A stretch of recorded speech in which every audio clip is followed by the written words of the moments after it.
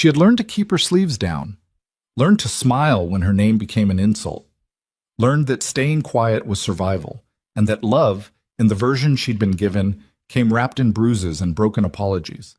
But survival has a shelf life, and Emma Whitlock's ran out on a Tuesday night in a restaurant full of people who chose to look away. Until one of them didn't.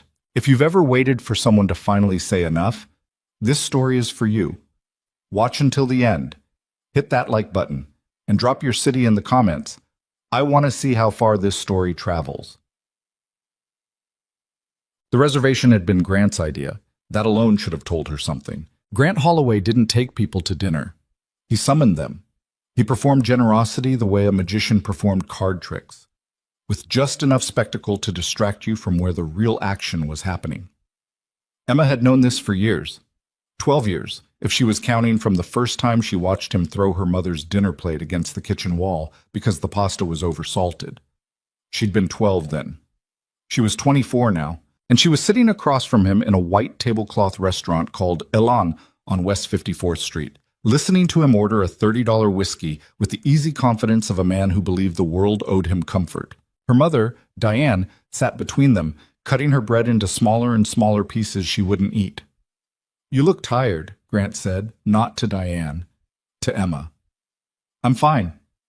"I didn't ask if you were fine. I said you look tired." He swirled the whiskey the server had just placed in front of him. "There's a difference." Emma pressed her thumb against the edge of her fork under the table. The tines bit into the pad of her skin, not enough to break it, just enough to feel something concrete. A trick she'd developed somewhere around age 15. Physical pain was easier to manage than the other kind. Ellen was the kind of place that believed in atmosphere over warmth. Low brass lighting, dark wood paneling, white linen that probably cost more per yard than Emma made in a day at the bookstore. The other tables were populated with exactly the kind of people Emma had grown up watching from the outside. Couples who argued in quiet voices, executives winding down from something important, a birthday party in the back corner with champagne flutes catching the light. None of them were paying attention to the three of them. Emma had counted on that. She'd made a mistake coming. She'd known it before she walked through the door. Her body had told her. The low-grade nausea that settled in her stomach whenever she spent more than an hour in Grant's radius. The way her shoulders had already begun their slow migration toward her ears the moment she spotted his silver BMW idling outside her apartment building. But her mother had called that morning, and her voice had carried that particular fragility.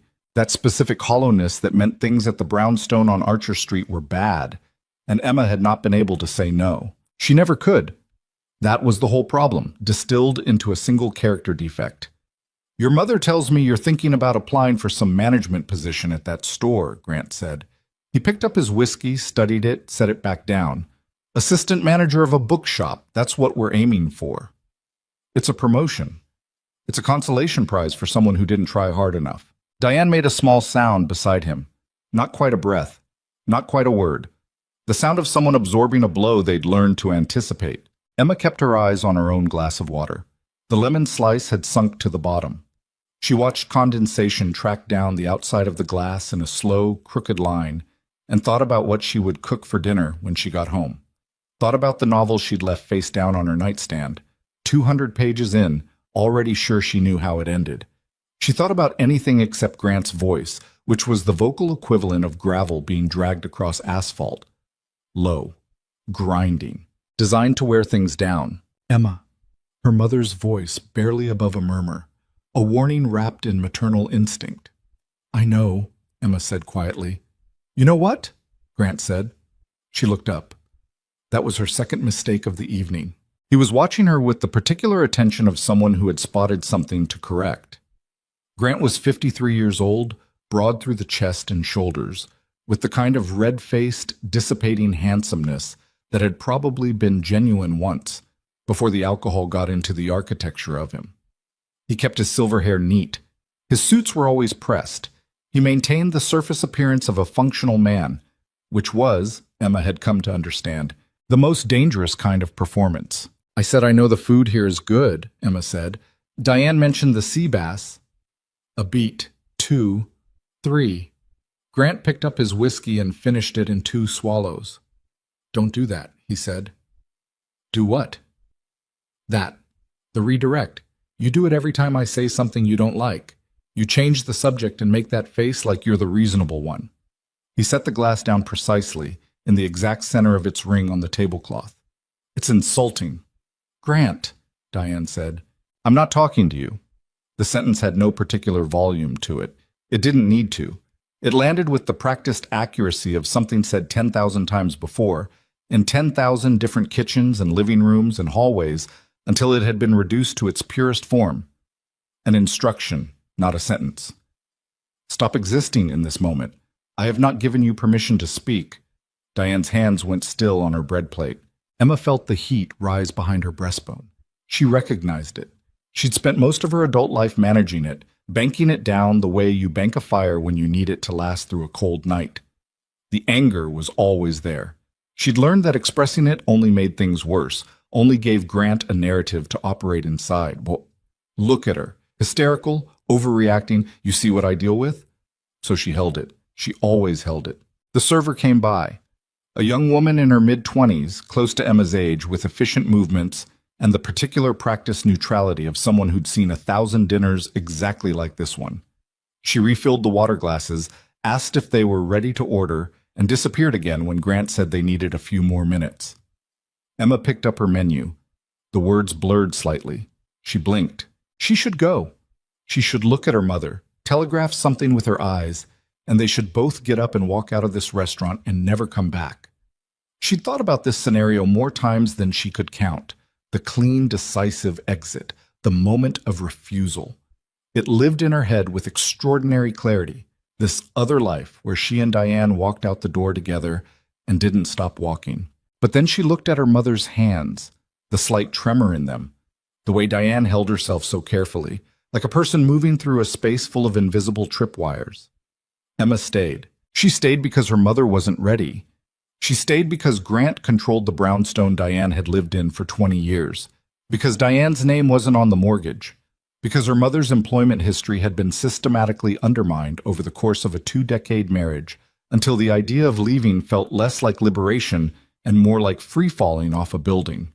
Emma understood these things in the precise, granular way of someone who had spent years researching exits without ever using one. She ordered the pasta when it was her turn. Grant ordered another whiskey and the ribeye, rare. Diane ordered the smallest thing on the menu and apologized for the inconvenience. The restaurant filled up around them. The birthday party got louder. A jazz quartet set up in the far corner and began to play something soft and sophisticated that Emma couldn't name. The candle at the center of their table threw shifting shadows across Grant's face, and Emma watched him drink and thought about how much space a person could occupy without technically doing anything illegal. Then her phone buzzed. She reached for it automatically, and Grant's hand came across the table and covered hers. Not violently, not yet, just firmly. Enough. We're at dinner, he said. It might be the store. It's not the store. It's 9 o'clock at night. He didn't move his hand. Put it away. She put it away. She felt the familiar sick clenching in her gut. Not quite shame, not quite rage, something that lived in the basement of both emotions and refused to identify itself clearly. The evening continued. By the time the entrees arrived, Grant was on his third whiskey and operating in that particular register she knew better than anything. Not drunk, not sober, but suspended in the mean-tempered middle distance that was worse than either. His eyes had a flat quality to them. His voice had dropped half a register. He was moving through the meal the way a cold front moves through a valley. He criticized the ribeye. He sent it back. He made a comment about the server's efficiency loud enough for the table beside them to hear. He refilled his own glass from the bottle he'd ordered and dropped on the table between them like he was planting a flag. Emma ate her pasta without tasting it. Diane excused herself to the restroom and Emma watched her go and counted the seconds, because this was the window. This was always the window. The brief interval when Grant's attention had to recalibrate, when there was a slight loosening in whatever atmospheric pressure he exerted over every room he occupied. Emma had learned to use these windows carefully, to breathe inside them. "She's getting worse," Grant said. Emma looked at him. "Your mother. She's getting more fragile. She's not sleeping." He cut a piece of the returned ribeye, studied it. "She cries at things. She dropped a cup last week and stood there apologizing to the floor for 30 seconds. He put the piece of meat in his mouth and chewed slowly. It's pathetic. She's anxious, Emma said carefully. I know why she's anxious. Then you know what would help. He looked up from the plate, the flat-eyed look. What was that? Emma's hand found the fork again under the table.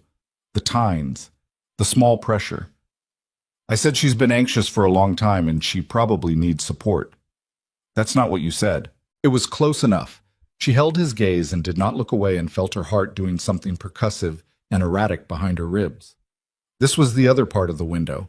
The few seconds before Diane came back when the dynamic between them could briefly become something other than triangulated, when it was just the two of them and the long, unspoken negotiation they'd been running for 12 years. Emma was aware in this moment that she hated him, fully and without ambiguity. She didn't reach for it or indulge it. She just acknowledged it the way you acknowledge a weather system. This is what it is. This is what it does. There is no point in arguing with it. You always were too much like your father, Grant said, whatever he was, whoever he was. She'd made a mistake looking at him. She'd made a worse one speaking. I wouldn't know, she said. He left. Smart man. And then Diane was back, settling into her chair with the careful movements of someone resettling a wound, and the window closed, and the table became a three-person arrangement again, and Emma returned to the business of getting through the next hour. She almost made it. The incident began not with a shout, but with stillness, the particular held breath quality that preceded bad weather.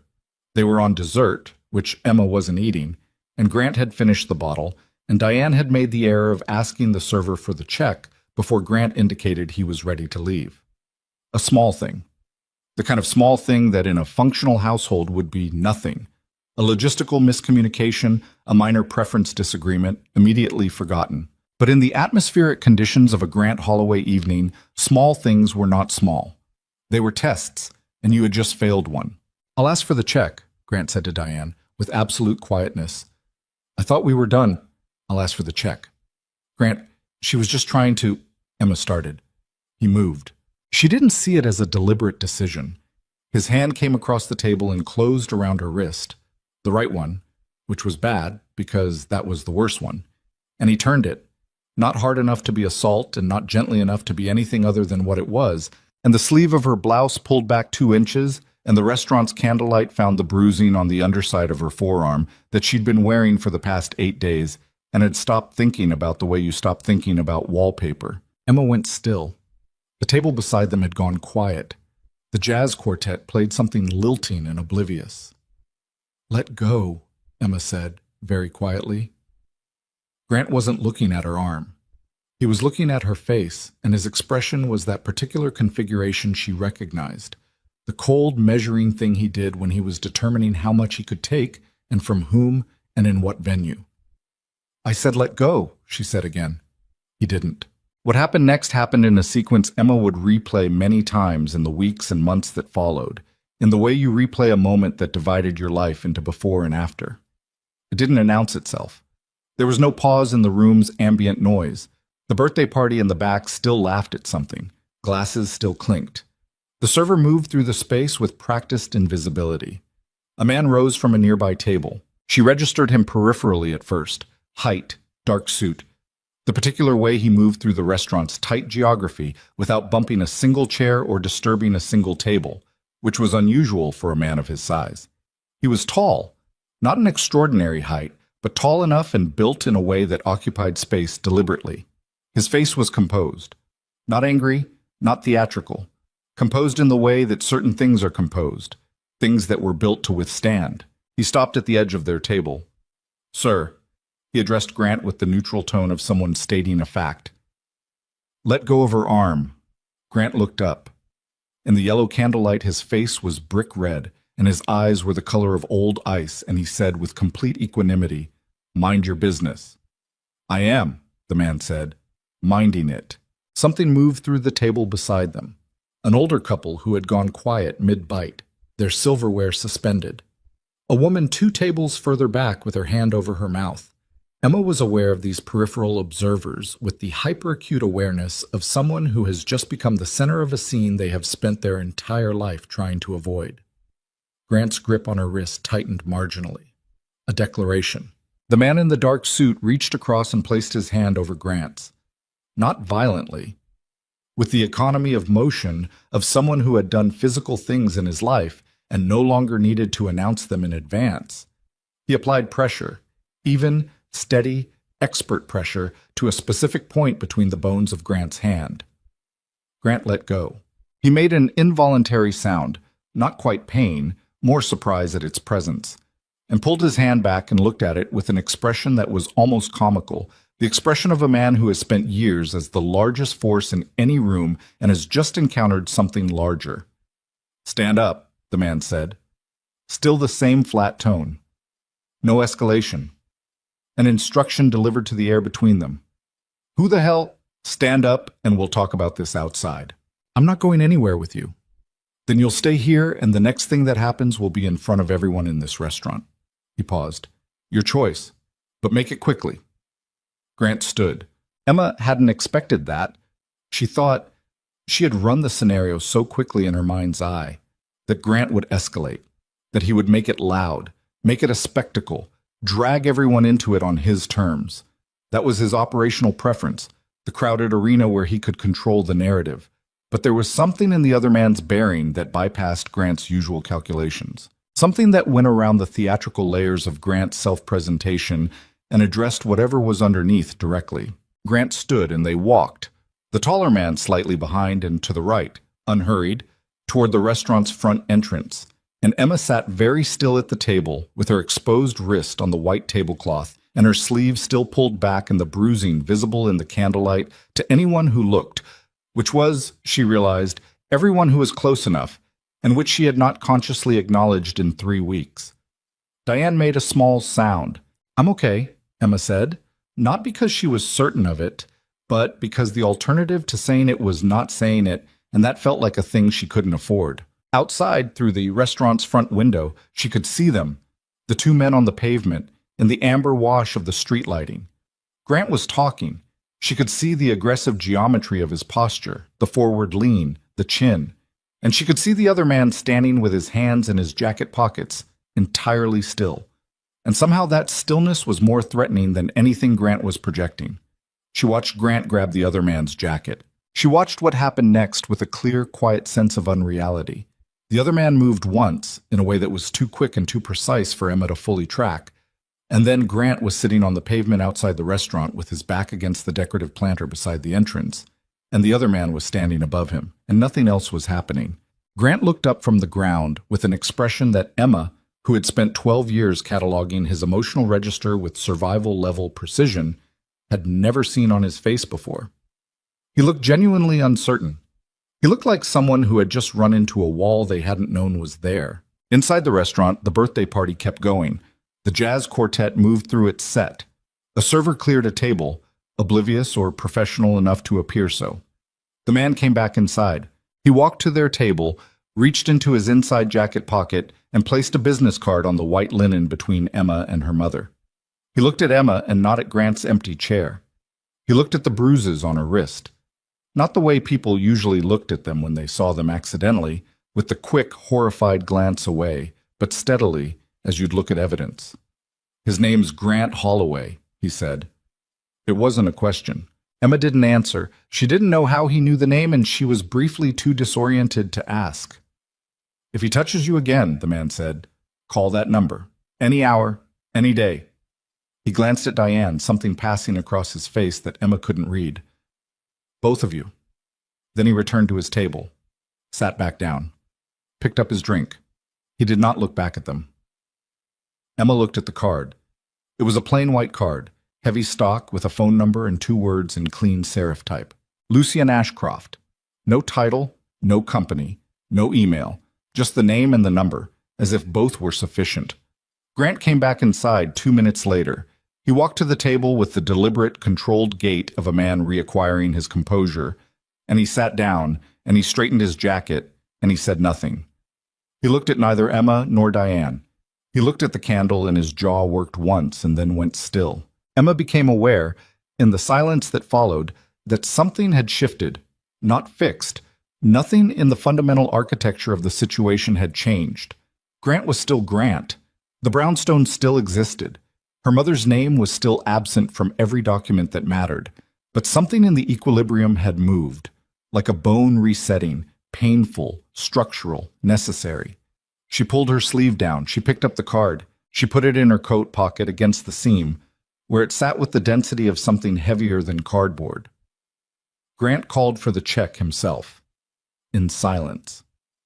The server brought it, and he paid without theater, and they stood and gathered their things, and the three of them walked out of the restaurant into the October cold. The planter by the entrance was just a planter again. The pavement was just pavement. On the sidewalk, Grant took Diane's arm with the proprietary grip of someone reclaiming an object, and Diane went because that's what 12 years of this had made her. And Emma stood on the street and watched them walk toward the car and felt the card in her pocket like a coal. Emma. Grant without turning. A summons. She didn't move. He stopped. Turned. In the orange streetlight, his face was unreadable. You coming? She stood on the sidewalk outside a lawn on West 54th Street on a Tuesday night in October with traffic moving past, and her coat buttoned against the cold, and she felt something very clear and very unfamiliar moving through her chest. It wasn't courage exactly. It was more primitive than that. The sound a thing makes when it finally breaks along a line it's been developing for years. No, Emma said. Grant blinked. He actually blinked, the way you blink when you've misheard something. What? I'm not coming. She watched him recalibrate. She watched him assess the street, the distance, the restaurant entrance behind her, the public nature of the moment. She watched him make the calculation that had always been available to him and that he had always in private been exempt from needing to make. This isn't the time for... Mom. Emma looked past him, at Diane, who was watching from beside the car with an expression Emma couldn't fully categorize. Fear, yes, but something else underneath it, something attentive, something almost held. You can come with me if you want. Diane's mouth opened, closed. Grant said her name. Just her name. One syllable in that register. And Diane's gaze went to the pavement, and Emma felt the familiar collapse of the scenario. The way this always went, the way it had always gone, the way she had always told herself this time would be different, and it was never different. Her mother got into the car. Emma stood on the sidewalk and watched the door close and watched the car pull out into traffic and watched the taillight shrink toward the intersection. She did not move for a long time. When she finally did, she didn't go back into the restaurant. She walked. Direction had nothing to do with the decision. Movement did. She walked north along the avenue with the card in her pocket and the cold coming up off the pavement and the buildings lit and indifferent on either side of her, and she let the anger and the grief and the particular species of helpless guilt she'd spent 12 years cultivating run through her like water through a cracked pipe. Not controlled, not managed, not banked down for later. Just present, just real. Her phone buzzed. Grant's name on the screen. She silenced it without looking at it fully. She walked 4 more blocks before she stopped under a street lamp and took the card out of her pocket and looked at it again in the yellow light. Lucienne Ashcroft. The serif type. The phone number. She turned it over. Blank. She held it between her thumb and forefinger and tried to organize what she knew about the man it belonged to, which was essentially nothing. His name, his face, the efficiency with which he'd applied pressure to a specific point in Grant's hand, the flatness of his voice, the way he'd looked at her wrist, not with pity, not with the kind of performative discomfort that people used to protect themselves from having to act, with the look of someone assessing a situation and determining what could be done about it. She thought about calling the number. Then she thought about calling the other number, the one in her phone under the contact name she'd saved 3 months ago after doing 45 minutes of research on her lunch break, the women's shelter on the east side that she'd never dialed. She stood there under the street lamp for 9 minutes. She counted them. Then she called the shelter. The voice that answered was matter-of-fact and warm in equal measure. Her name wasn't asked for immediately. The first question was whether she was safe right now, in this moment. Emma said yes. The woman on the phone said good. She said to take her time. Emma stood under the street lamp and the October city moved around her, and she told a stranger on the phone more of the truth in the next 6 minutes than she had told anyone in the last 12 years. When she hung up, she had a time and an address for the following morning. She put the shelter's number and Lucy Yen's card back into her coat pocket, side by side. She stood for another moment in the light, breathing, her reflection caught in the dark window of the closed business behind her.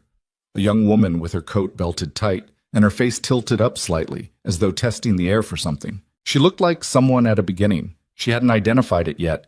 She hadn't had the language. She walked to the subway and went home to her apartment and sat on the edge of her bed for a while without turning on the light. And she thought about her mother in the car, and about the sound a bone makes when it resets, and about a man who had stood up in a room full of people who had chosen not to. She did not sleep well, but she slept. That was something.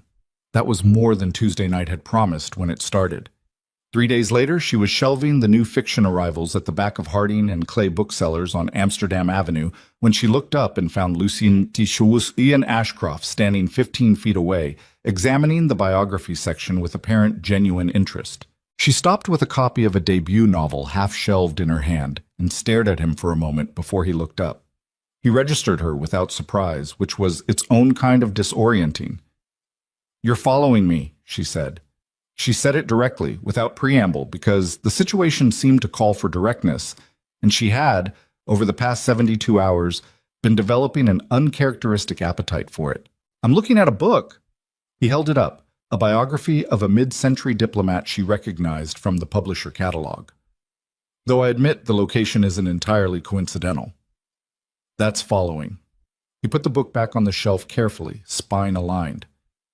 "I've been monitoring Grant Holloway's movements. His address is 3 blocks from here." He said this with the flat informational quality he seemed to apply to everything.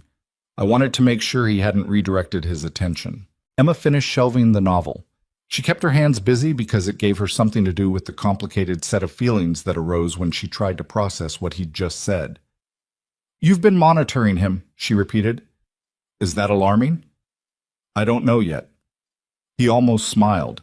It was the kind of almost smile that lived entirely in the eyes, brief and dry. "Fair answer." "Why?" Emma said. "Why would you do that? You don't know me." He was quiet for a moment. Around them, the bookstore conducted its afternoon business. A mother with a stroller browsing the children's section. A college student asleep over a textbook at one of the reading tables. The quiet percussion of a keyboard from the register up front. "I know what I saw at the restaurant," he said. "Sometimes that's enough." Emma looked at him. She was a practiced reader of people. You develop that skill in self-defense, growing up in the atmospheric conditions of a Grant Holloway household, and she studied him the way she'd study an unfamiliar text, trying to find the subtext, the angle, the thing underneath the surface presentation that would tell her what he actually wanted.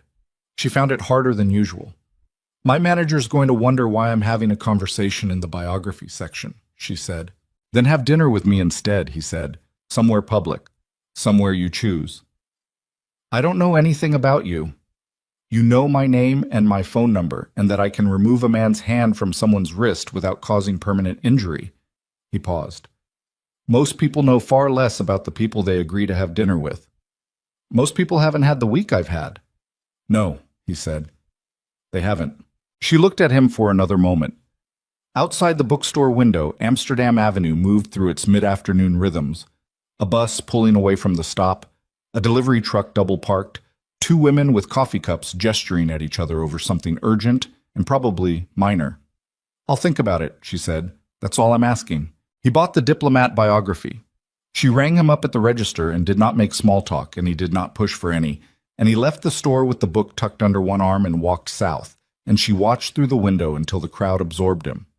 Her coworker Marcus appeared at her elbow with a returns cart and said, "Who was that?" "A customer," Emma said. Marcus looked at the door where Lucien had exited. "He looked at you the whole time he was in here, like—" He searched for the right comparison. "Like someone watching a building they're considering buying." "That's a strange thing to say." "It was a strange thing to witness." Marcus pushed the returns cart away. "Just saying." Emma stood at the register for a moment longer, then went back to shelving the new fiction.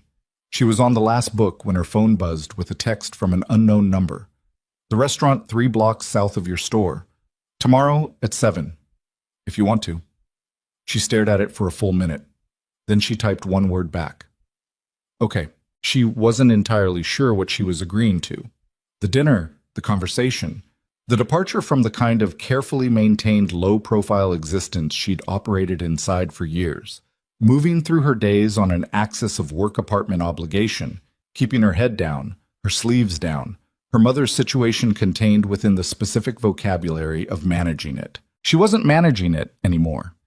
She'd stopped managing it the moment she'd said no on the sidewalk outside Elan, and she could feel that something shifting loose from its moorings, something structural, something that had defined the shape of her days for so long she'd stopped recognizing it as a cage and started calling it a habit. She put her phone back in her apron pocket and finished the shelving cart, and clocked out at 6 and walked home through the fading October light with her hands in her pockets and the sound of the city coming up through her shoes, and she thought that she had no idea what she was doing or where any of this was going.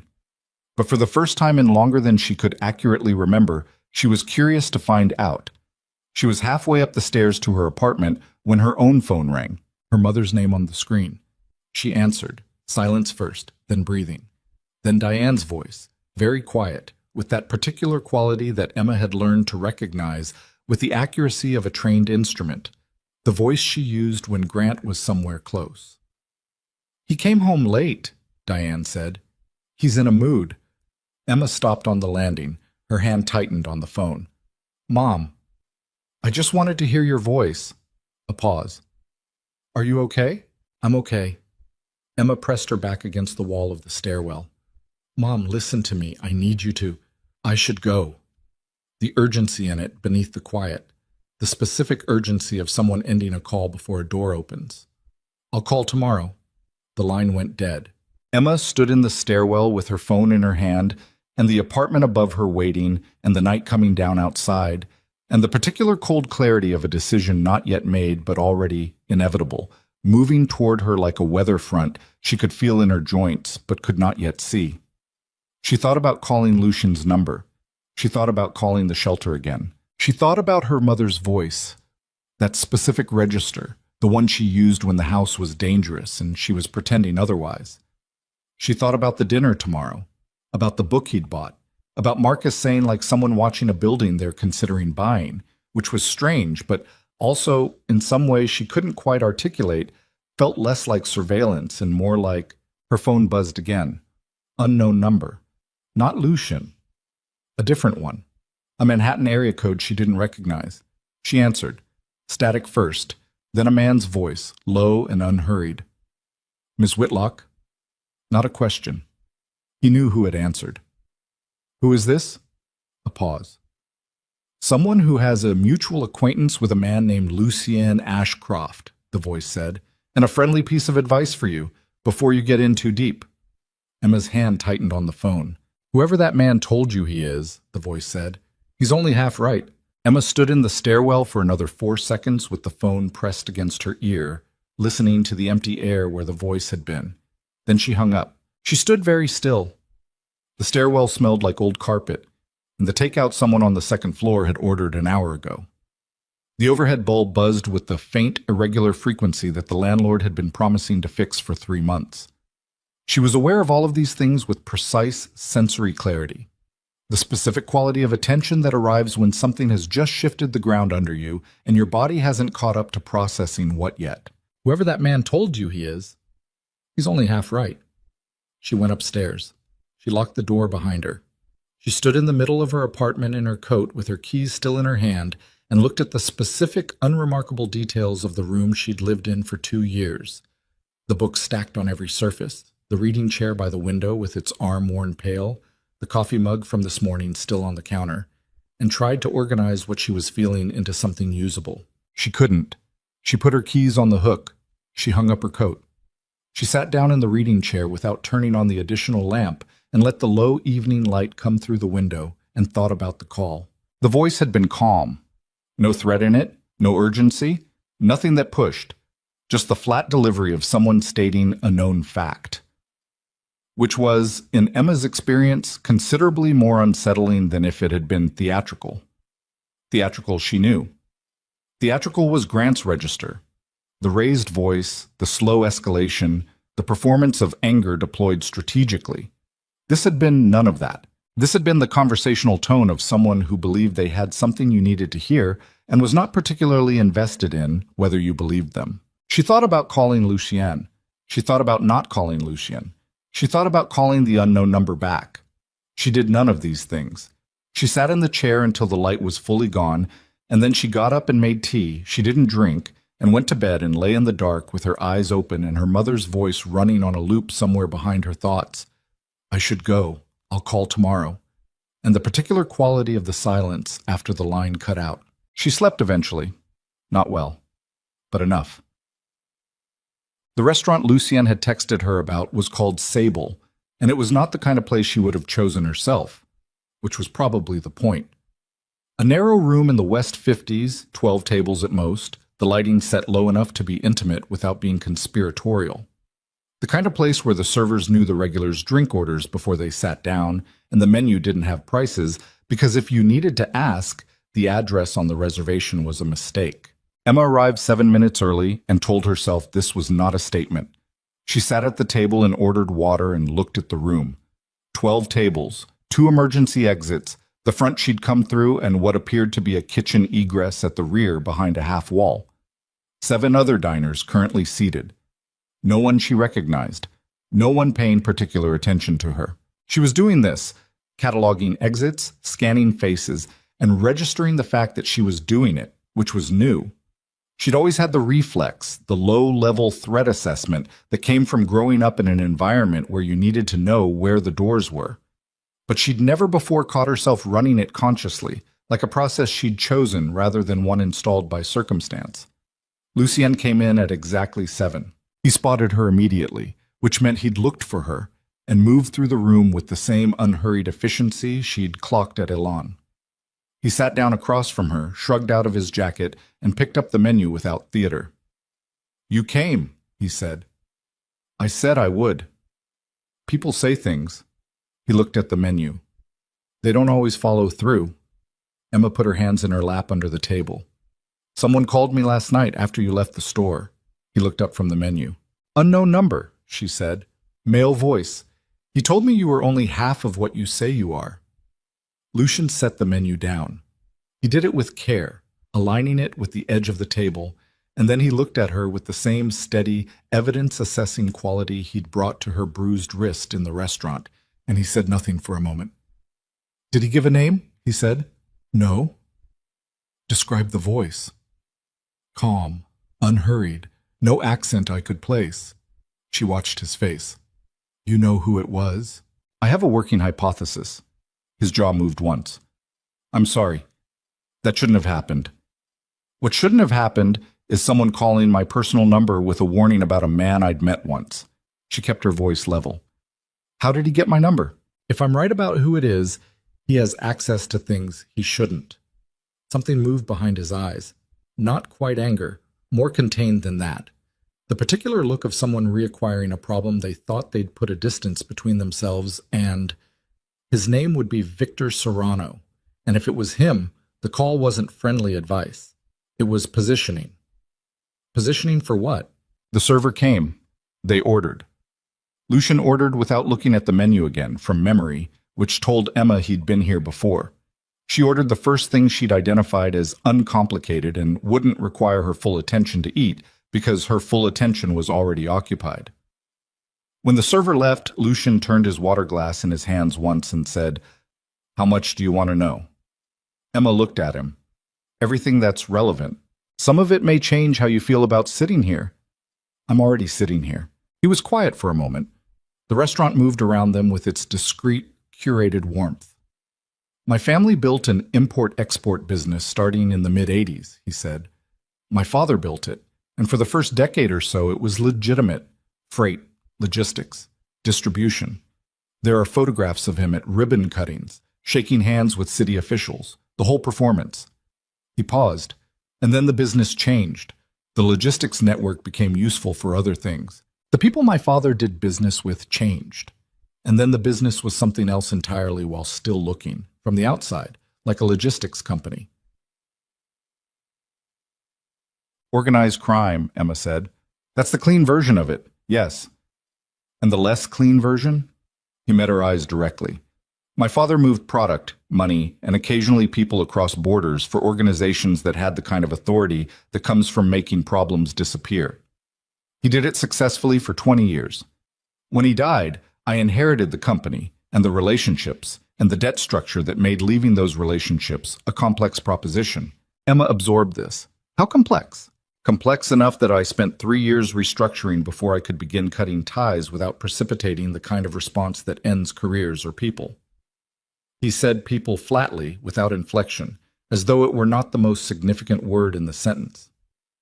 Victor Serrano was my father's primary partner on the Eastern Seaboard operations. He believes, with some historical justification, that the business was built on a structure he helped architect, and he does not accept that I have the right to dismantle what he helped build. Emma was quiet for a moment. And do you have the right? He looked at her steadily. It's my company, my name, my choice to make. That's not what I asked. Something shifted in his face. It was slight, brief. The micro-expression of someone recalibrating their read of the person across the table from them. Legally, yes, he said. Morally, that's a harder conversation. Why? Because I benefited from what my father did. I was educated with that money. I lived well because of that money. I didn't know, early on, the full nature of it. And by the time I did know, I'd already been the beneficiary for long enough that claiming clean hands would be its own kind of dishonesty. He picked up his water glass. So I'm not claiming clean hands. I'm claiming that I'm trying to build something cleaner. That's a different thing. Emma looked at him for a long moment. The candle between them threw its unsteady light. And Serrano called me to warn me away from you. He called you to demonstrate that he can reach you, Lucien said. The content was secondary. The message was that he knows you exist, knows your number, and knows that you spent time with me. That's what he wanted you to understand. The food arrived. They ate without speaking for a minute, which Emma had not expected to be comfortable and was, slightly, which unsettled her in a different way than everything else had. Why did you come to the restaurant that night? She said. Alain, you weren't there by accident. I was there by accident, he said. I was having dinner. I wasn't following you. I didn't know you existed before that night. But you knew Grant's name the next morning. I had someone find it. No hesitation. After the restaurant, I wanted to know who he was. Why? He set down his fork, looked at her with that directness again, the quality of it slightly unsettling in its consistency. Most people, in Emma's experience, delivered their eye contact in varying quantities depending on the difficulty of what they were saying. Lucien seemed to apply the same steady quantity to everything. Because I know what that looked like, he said, and I know what comes after it if no one pays attention. A pause, something in the way he'd said it. Personal experience, Emma said. Not a question. My mother, he said. Not my father, if you're assembling the obvious picture. My father's behavior was mostly reserved for business. A different man came into our lives when I was 11. He was gone by the time I was 14, but he picked his fork back up. 3 years is enough to know what it looks like. Emma sat with this for a moment. What happened to him? He left, Lucien said.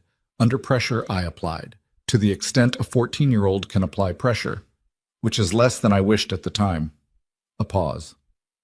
More than nothing. She thought about a 14-year-old doing whatever he'd been able to do. She thought about her own 12-year-old self watching a plate hit a kitchen wall and deciding the safest thing to do was nothing. I wanted to ask you something, she said. Go ahead. The efficiency, the restaurant, and then what you did outside. She held his gaze. Where does that come from? And I want a real answer, not a resume. He almost smiled again. It went to the same place it had gone in the bookstore. The eyes, briefly. My 20s were complicated, he said. When I understood what the company actually was, I understood I needed to know things I didn't know. How environments turn hostile. How people move in spaces where violence is a possibility. I learned from people who knew, and I practiced until it became reflex. He paused. It's not heroic. It's contingency planning. Most people don't contingency plan like that. Most people don't inherit what I inherited. The dinner continued.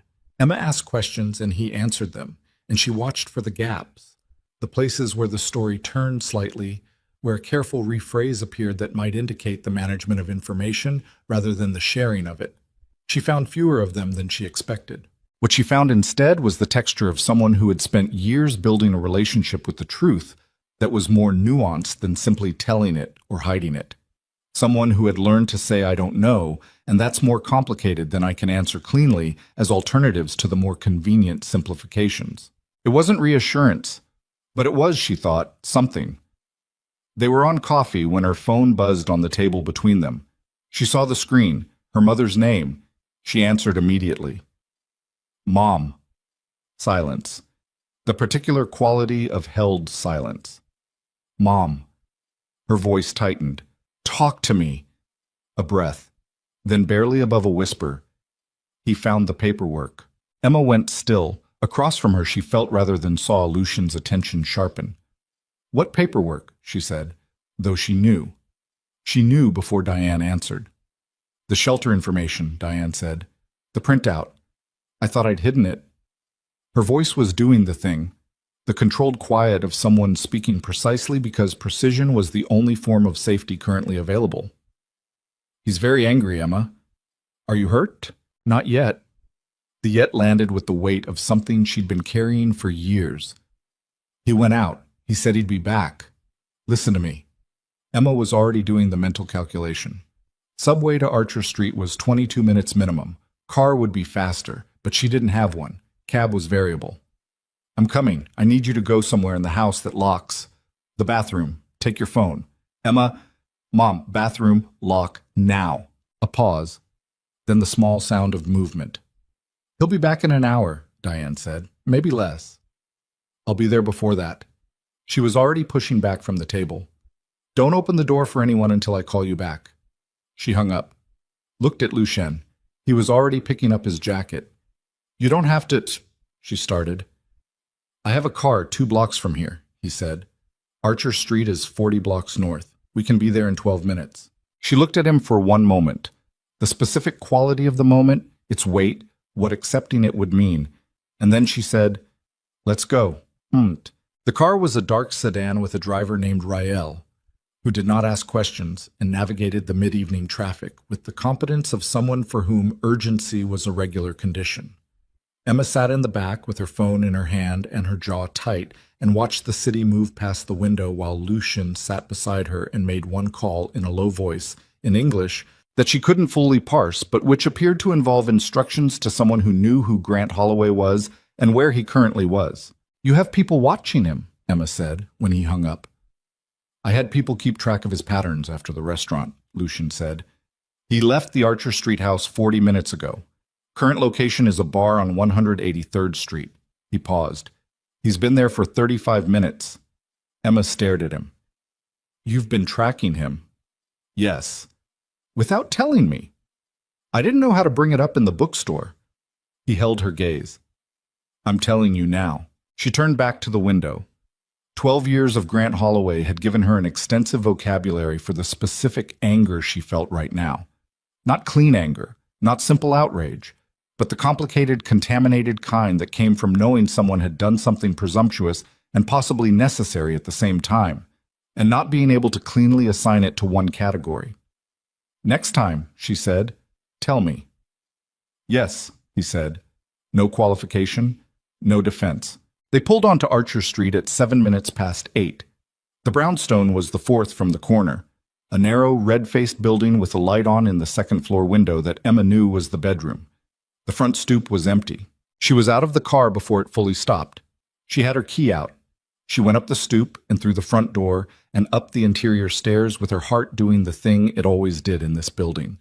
The accelerated, heavy rhythm that 12 years of conditioning had written into her body's response to this address. And she knocked on the bathroom door at the end of the second-floor hall. Mom, it's me. The lock turned. The door opened. Diane was sitting on the edge of the tub in her work clothes, shoes still on, with her phone in her lap, and her face carrying that specific arrangement of features Emma had seen 1,000 times and never stopped finding devastating. The careful blankness that was not the absence of feeling, but the management of too much of it. Emma crouched in front of her. Are you okay? I'm okay. Diane's eyes moved to the hall behind Emma. Who's? A friend. Emma took her mother's hands. They were cold. Mom, you can't stay here tonight. You know that. Diane looked at their joined hands. This is my home. I know. 22 years of... I know. Emma kept her voice level, not gentle. She'd learned that gentle sometimes gave Diane room to talk herself back into staying, but clear. Factual. I have the shelter's number. I talked to them 2 days ago. There's a space. Emma, or you come to my apartment tonight. Either way, you're not here when he comes back. Diane's eyes filled. She blinked, and the tears tracked, and she made an impatient gesture at them, brushing them away with the backs of both hands, which was so characteristic, her mother's frustration with her own emotion, the lifelong habit of apologizing for feeling, that Emma had to look away for a moment at the bathroom wall. From downstairs, the sound of the front door. Both of them went still. Diane's hand gripped Emma's wrist. Steps in the entry. Heavier than usual. Not the carefully moderated performance of normalcy that Grant sometimes deployed when he was building pressure. These steps had the blunt, imprecise quality of someone not moderating anything. He'd come back early. Emma stood. She positioned herself between her mother and the bathroom door. Automatic, instinctive, the same positioning she'd learned at 12. She heard him on the stairs. She heard him stop on the landing. Diane! The voice through the door, flat, no temperature in it. Emma said nothing. Diane made no sound. I can see the light under the door. A pause. Open it. Emma looked at her mother. Diane was sitting very straight on the edge of the tub with her hands in her lap, and her face set in an expression Emma could read precisely. The specific courage of someone who has run out of alternatives and is now operating on what remains when alternatives are gone. Emma opened the door. Grant stood in the hallway with his jacket still on, and his face carrying the particular flatness of someone 2 drinks past their threshold in the direction of the wrong kind of quiet. He looked at Emma, then at Diane behind her, then back at Emma. You, he said. Me, she said. He looked past her at Diane. What did you tell her? That you found the paperwork, Emma said. That's enough. His jaw shifted. This is between me and your mother. Not anymore. Something moved in his face. He stepped forward, and Emma did not move, and he stopped. He had 2 inches of height and easily 70 pounds on her, and they both knew it, and Emma could feel the specific arithmetic of the standoff in her chest, the way physical reality imposed itself on intention, the way courage had to be recalculated at every step when the body was doing its honest accounting. You need to leave, Grant said. We're both leaving, Emma said, all 3 of us. A pause. His eyes flicked over her shoulder at Diane. You're not going anywhere, he said. Grant, Diane started. I told you that paperwork was... Grant, Emma's voice cutting across. Stop talking to her and look at me. He looked at her, the flat, old ice eyes, the jaw moving once. There's a man downstairs, Emma said. He's been outside for 4 minutes, and he has documentation of every time you've put your hands on either one of us, going back 8 months. If I don't text him in the next 60 seconds, he calls the people he's already been speaking with. She held his gaze without deviation. So you can make this loud, or you can let us get our things, but this is the last conversation we're ever going to have in this hallway. Silence. Grant looked at her. He was doing the calculation she could see him doing, the same calculation he'd done on the pavement outside Elan, the threat assessment, the evaluation of what she was and wasn't bluffing. He looked past her again at Diane, at his wife of 20 years sitting on the edge of the bathtub in her work clothes with her hands in her lap, and her face the particular careful blank of a woman who has decided something. Something went out of Grant's posture, not collapse, nothing that complete or clean, but a structural deflation, like a building losing one of its load-bearing assumptions. He stepped back from the doorway. He turned and walked to the end of the hall and put his hand on the banister and stood there with his back to them. Emma looked at her mother. Diane stood. She picked up nothing from the bathroom. No overnight bag, no necessities. She would come back for things later, or she would send for them, or she would leave them. The specifics could be organized when they were out of the building. She walked out of the bathroom, past Emma, into the hall, past Grant's back at the top of the stairs. She did not look at him. Emma followed. They were 3 steps down when Grant said, very quietly, "This isn't finished." Emma kept walking. They came out through the front door into the street.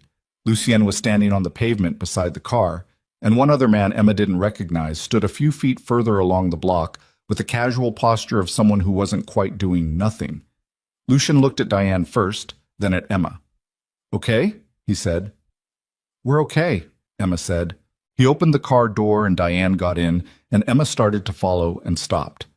She turned and looked back at the brownstone, the light in the second-floor window, the front door still closed, the narrow red face of the building she'd grown up hating and returning to over and over, because love and damage were not, in her experience, mutually exclusive categories, and because leaving required the kind of completeness of conviction that was hard to maintain when the evidence against staying was theoretical and the pull of the familiar was entirely, exhaustingly real. The pull wasn't entirely gone, even now. That was the true thing she couldn't quite say out loud, that walking away from this address, this time, this night, her mother beside her, someone's car waiting at the curb, did not produce the clean, cinematic flood of liberation she'd imagined during the years she'd planned it.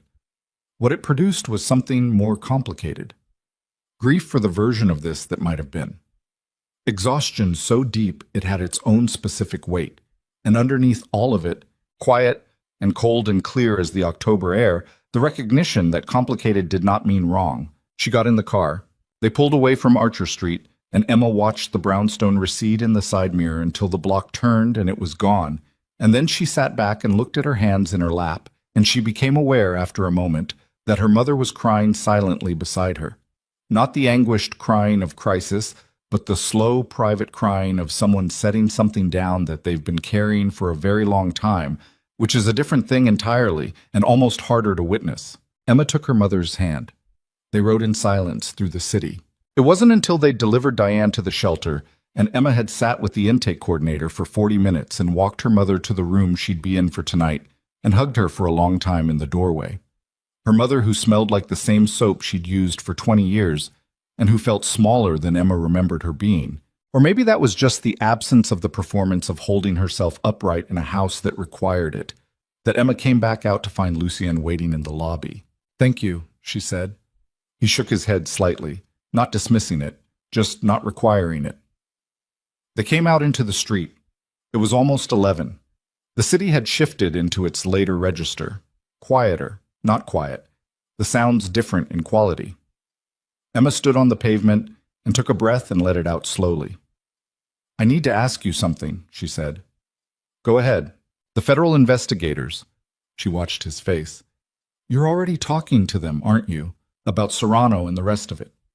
He didn't answer immediately, which was its own answer. "Lucien." "Yes," he said. "I have been. For a while now." Emma looked at him, at the streetlight catching the planes of his face, at the particular quality of stillness he had, which she'd originally read as composure, but was now beginning to understand was something slightly different, the stillness of someone who had made a decision of enormous weight and was living in the aftermath of it, which required a kind of daily steadiness that went beyond temperament. "So when Serrano called me," she said slowly, "he already knew you were cooperating." "He suspected," Lucien said. "The call to you was to confirm whether I was attaching personal complications to the situation, whether I had something that could be used as leverage against me." A pause. Something that could be threatened.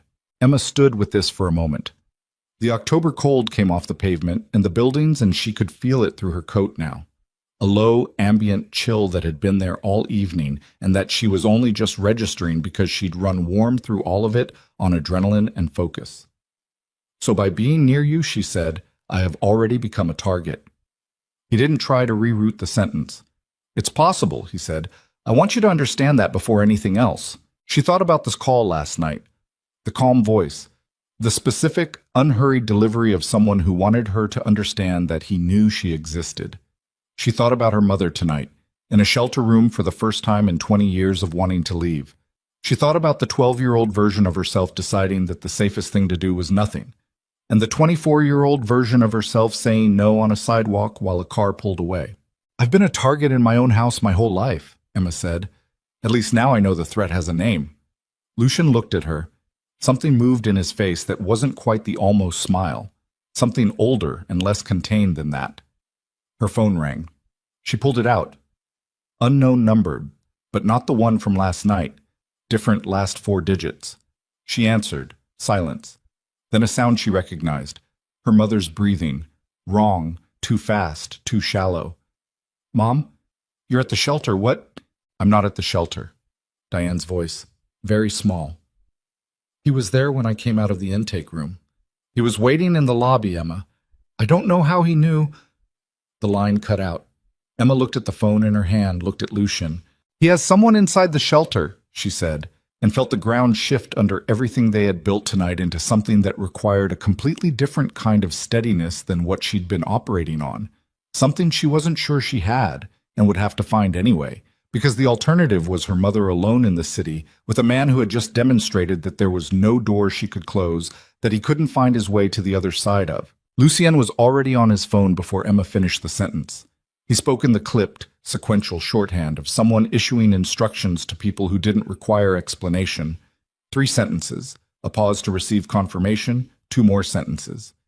And then he lowered the phone and looked at Emma with the focused, operational quality she was beginning to recognize as his version of urgency. It didn't look like panic. It looked like a machine shifting gears. Rael's still on the block, he said. We need to go back inside. My mother is in the building. Grant can't take her out of a shelter without creating a scene that brings staff. He's applying pressure, not executing a plan. He held the door. We go back in, we find her, we move her somewhere he doesn't know about. But we need to do it in the next few minutes, before he decides the lobby isn't working.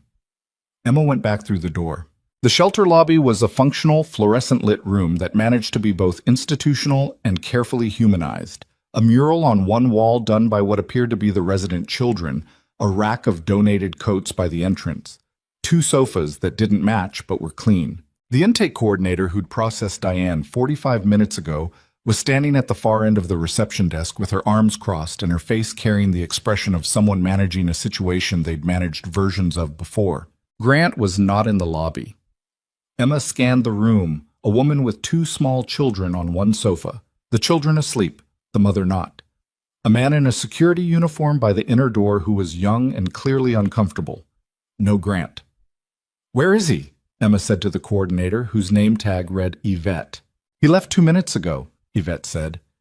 She was a large woman in her 50s with reading glasses pushed up on her forehead and the bearing of someone who had not been surprised in a professional context for a decade. When I told him there was no one here by that name and that this facility did not confirm or deny residence, he stood there for a while and then left. He had someone tell him she was here. Yvette's expression moved slightly. That's a serious allegation. I'm not alleging anything. He knew she was here 20 minutes after she arrived. Either he followed us, which I'd have seen, or someone told him. Emma held the woman's gaze. I need to know which one. A pause. Yvette looked at Lucian. The brief, assessing look of someone determining what category of person they were dealing with, and then back at Emma. There's a protocol for this, she said. I need to make some calls. Make them, Emma said. But first tell me where my mother is. Diane was in a back room off the main corridor, a staff break room with a table and 4 chairs and a coffee maker, sitting across from a younger staff member who'd clearly been tasked with keeping her company. She looked up when Emma came in, and the specific relief in her face was so complete and unguarded that it was almost painful to look at directly. Emma sat across from her. Are you hurt? No. Diane shook her head. He came in and stood there and looked at me and didn't say anything for, 30 seconds. And then he said my name, just my name, and then the woman at the desk came over. She stopped, put both hands flat on the table. How did he know, Emma? I don't know yet. He always knows. Diane said it with the flat exhaustion of a woman reciting a fact she's tested repeatedly and always found true. He has always known. Every time I made a plan, every time I talked to someone, he knew.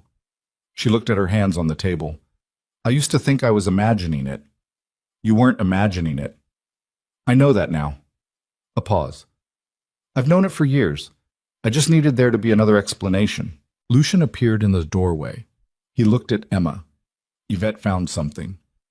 The something was a phone, a staff member, a young man who'd been with the organization for 4 months, who worked intake 2 evenings a week, who had, Yvette explained with the controlled fury of someone maintaining professionalism by an act of will. accepted $200 in cash 2 weeks ago to pass along information about residents to a contact number he'd been given. He hadn't known who the number belonged to. He told himself it was a concerned family member. He told himself various things that had allowed him to do it 3 times before tonight. He was sitting in Yvette's office when Emma came in, and he was young, 22 at most, with the underdeveloped face of someone who hadn't yet learned that the consequences of decisions arrived whether or not you'd fully thought them through. He looked at Emma and then quickly away. Emma stood in the center of the room and looked at him and felt the anger move through her like something tidal. Not the hot, proximate anger of a direct confrontation, but the cold, structural anger of someone understanding that the vulnerability she'd spent her adult life trying to protect had been available for purchase at $200 a transaction. "Did you know what kind of situation you were feeding information into?" she said. He looked at the desk. "Look at me," she said. He looked at her. "Did you know?" "He said he was her husband," the young man said. His voice had the defensive, trailing quality of someone who understood the inadequacy of what they were saying while they were saying it. "He said she'd left without telling him where she was going, and he was worried." "That's what they always say," Emma said. "That's the exact sentence. That's the first sentence every time." She stopped herself, took a breath. "The number he gave you, do you still have it?" He did.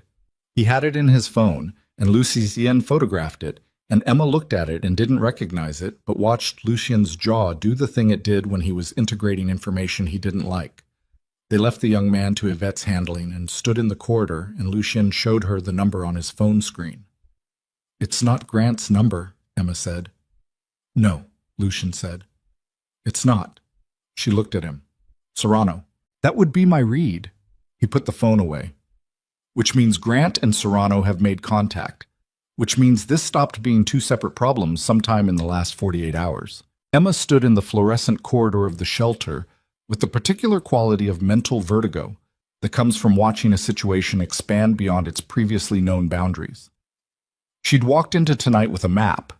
Grant, the shelter, her mother, the manageable geography of a domestic situation, however dangerous. The map was no longer accurate. "Why would Serrano care about Grant?" she said. "He doesn't," Lucien said. "He cares about having a mechanism. Grant wants your mother and wants leverage over you. Serrano wants leverage over me. They've found a use for each other." He said it without inflection, the way you'd describe a weather pattern. "It's practical, not complicated." "It's very complicated," Emma said. "From where you're standing, from where they're standing, it's elegant." She looked at the wall, looked back at him. "We need to move my mother tonight." "Yes, somewhere neither of them knows about." "Yes, I have a place. It's clean. Nothing connected to my name or the company." He paused. "You'd need to trust me with that." Emma looked at him for a moment. The fluorescent light was unforgiving, and she could see the tiredness in his face.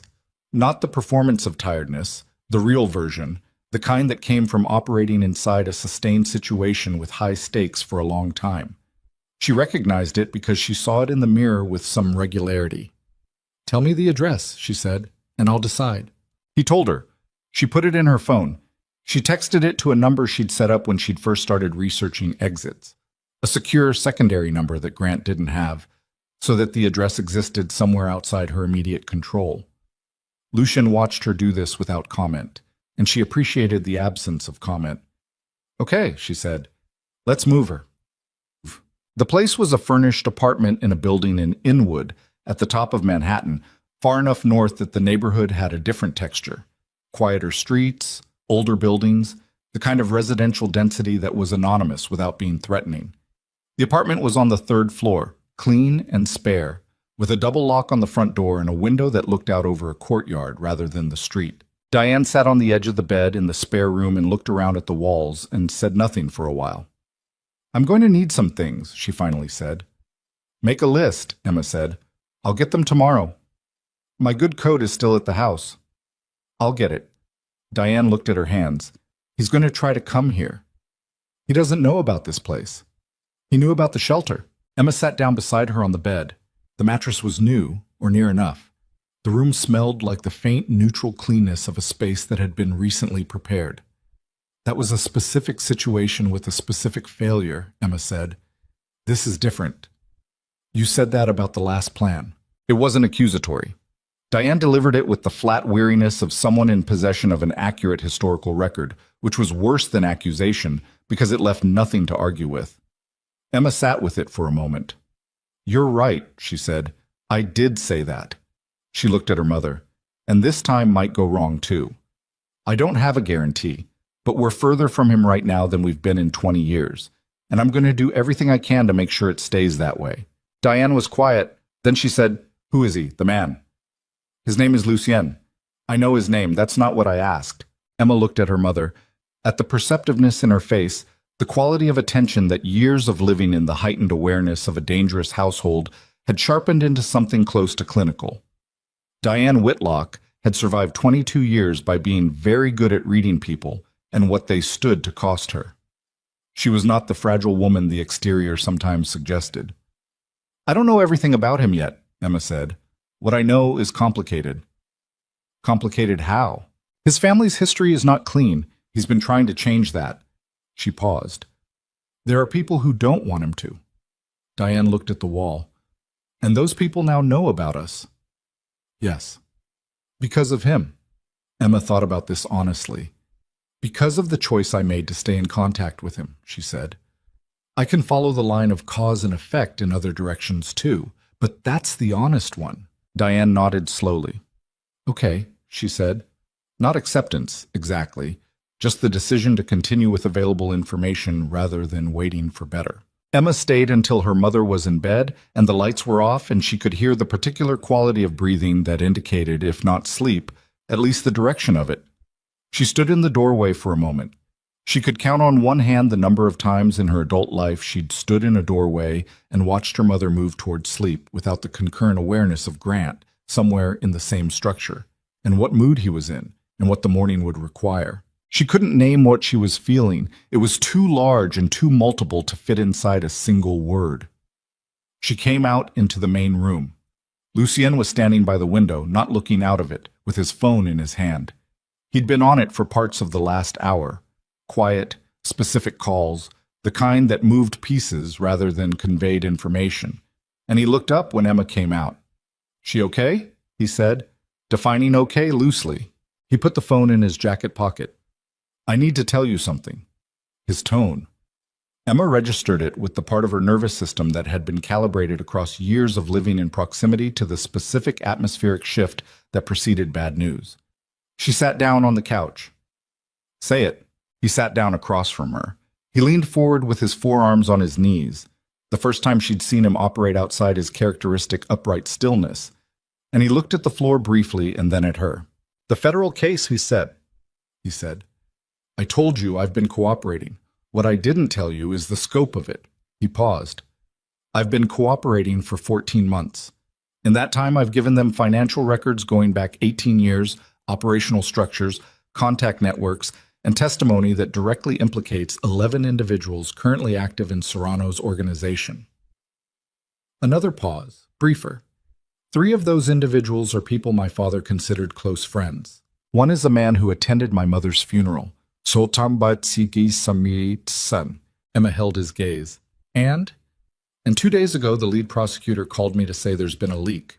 Inside their office, someone accessed the sealed cooperation agreement. He looked at her steadily. Serrano has known for at least 72 hours that I'm the source. The room was very quiet. Emma sat with this, assembled it against the sequence of the last 3 days. The call to her phone on Wednesday night, the calm voice, the friendly advice. Grant's sudden appearance at the shelter tonight with Serrano's contact number in the relay chain. The speed with which the 2 situations had merged into a single one. He's known since before he called me, she said. Yes. And he let me know he knew. And then he made contact with Grant. She could hear herself working through it, not asking questions but thinking out loud, which was something she did when she was building an accurate picture from available evidence and didn't want the map to be wrong. He's not just trying to pressure you, he's building a containment structure, multiple points of leverage, so that when he applies pressure, there's nowhere to move. Lucien looked at her with something in his face she hadn't seen before, something that recognized what she'd just done. Yes, he said, that's exactly right. She stood up.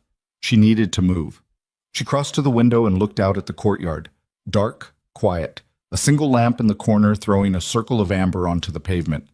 She thought about Serrano, about the voice on the phone, about a man who was calm enough and patient enough to build a structure rather than make a single move, which was considerably more dangerous than the alternative. What does he actually want? She said without turning from the window. He wants the cooperation terminated. He wants the testimony retracted. He wants enough leverage to make both of those things happen. A pause. And if that's not available, he wants the case to collapse on its own weight, through missing witnesses, destroyed evidence, or the kind of chaos that makes federal prosecutors decide a case isn't prosecutable.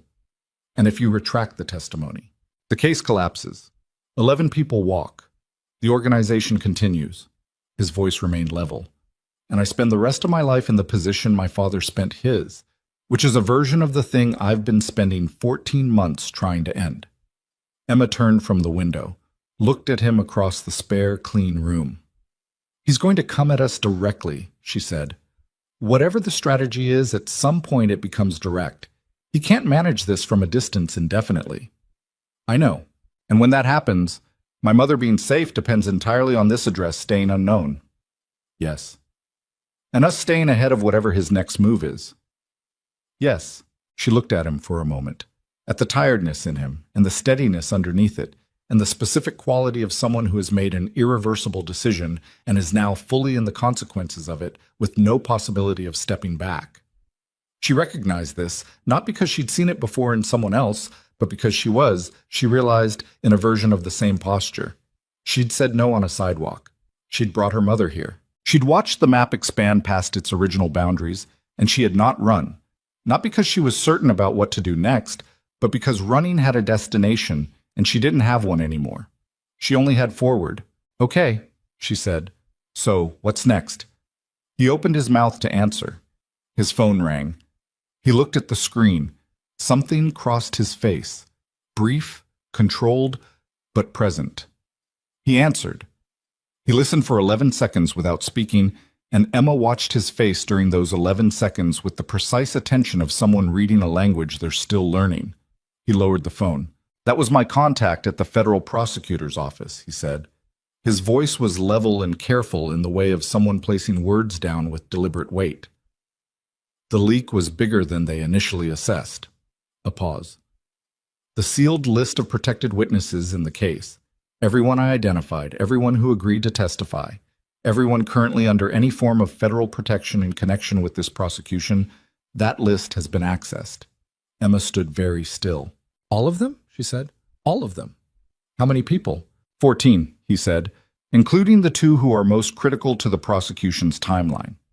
He was looking at her with the flat, directed quality of someone delivering information to a person who has a right to it and who will handle it better than the alternative. One of them is in the hospital in New Jersey with a broken collarbone he received falling down a flight of stairs in his apartment building at 9 o'clock this evening. The cold that moved through Emma's chest was not like anything she had a previous name for. It was specific and systemic, and it moved through her the way understanding moves, not arriving at the surface first, but going deep before she could catch it. Serrano moved tonight, she said. He moved tonight, Lucian said, while we were moving your mother. He is not building a containment structure. The structure is already built. He put the phone in his pocket. He's inside it, and now he's... The window exploded inward, not the glass, the frame, the mechanism of it, the locked latch giving way under something external and deliberate, and the cold night air coming in and the courtyard lamp throwing its amber circle through the open space, and Emma already moving, not toward the door, away from the window, her body making the decision before her mind had completed the sentence because 12 years of living in proximity to sudden violence had installed something in her nervous system that did not wait for conscious instruction. Lucien was across the room in 2 steps, between her and the window. A hand appeared on the exterior sill. Then a face. Not Grant, not a face she recognized. A young man with close-cropped hair and the operational blankness of someone doing a job. He was through the window and on his feet in the room in 3 seconds. And he was not alone, because through the open frame Emma could hear movement in the courtyard below. And she understood with the cold, certain clarity of someone whose map had just been revised again, that the address they'd believed was clean had been known before they arrived. Lucian moved toward the man with the same economy she'd watched twice before. The single, precise action. But the man had something in his hand, and the room was small, and there were sounds from the corridor now. The specific sound of the building's interior. And Emma turned toward the door to the spare room where her mother was sleeping. And she got there first, and she turned the lock from the inside and put her back against it, and looked at the room, and her mother sitting up in bed in the half-dark with the expression of a woman waking into something she has spent 20 years half expecting. And Emma looked at her mother's face and felt something change in her own, something that had been, up until this moment, the specific texture of someone trying to protect a situation, managing it, containing it, navigating it with the skills she had. That texture was gone. What replaced it was something older and less negotiable, and it had her mother's face at the center of it, and it had no patience left for navigation. She looked at the window in the spare room, courtyard facing, third floor, a drop of approximately 25 feet to the pavement, and then at the door behind her and what was happening on the other side of it. And she made the calculation the way you make calculations when the number of available options had been reduced to 2, and Emma chose the one that kept her mother alive. She crossed the room in 4 steps, grabbed Diane's arm, pulled her off the bed, and toward the window. Diane made no sound, no protest, no question, just got up and moved with the focused compliance of a woman whose body had learned to respond to urgency faster than her mind processed it. "Fire escape," Emma said. "Is there one?" She was already at the window looking. No fire escape on this side. The courtyard below was 25 feet down and partially lit, and she could see 2 figures moving across it toward the building's rear entrance. They'd covered the ground exit. Behind her, through the locked door, the sound of impact. Once. Twice. "Emma!" Diane's voice, controlled and very quiet. "I hear it." Her phone. She pulled it out. Lucien's number. She hit it, and it rang twice, and he answered, and she could hear from the quality of his breathing that he was still upright and functional and managing something physical. "Spare room," she said. "Window side faces the courtyard. 2 of them below. Door behind us." "Stay on the floor," he said. "Away from the door, 60 seconds. He hung up. 60 seconds was not an abstraction. 60 seconds in a room with a door being hit from the other side had a specific physical texture. The way time expanded and compressed simultaneously, the way her heartbeat was so loud and so present she could feel it in her back teeth, the way Diane's hand in hers was completely steady, which was somehow the most clarifying thing in the room. Emma pulled her mother to the floor against the exterior wall, below the window line. She picked up the only object in the room with any mass, a ceramic lamp from the bedside table. And she held it, and she looked at the door, and she counted. The door came off its hinges on the 48th second. Not the lock giving, the hinges themselves, 3 of them, the door falling inward in a single flat piece. The man who came through was not the one from the window. This one was larger, and he had the specific forward momentum of someone who'd been applying force to something and is still carrying that energy into the next available space. Emma threw the lamp. Not accurately. She knew it wouldn't be accurate. But the movement made him flinch and redirect his momentum, and in that 2-second interval, Lucian came through the open doorway behind him. What happened in the next 8 seconds, Emma could not have described with any chronological precision. It was fast and loud, and involved the specific sounds that bodies make when force is applied to them at the angle and velocity that Lucian was applying. And it involved furniture and the wall, and a sound she felt in her back that she identified later as someone's shoulder meeting the plaster with significant speed. Then it was quiet. The large man was on the floor. Lucienne was standing over him, breathing hard.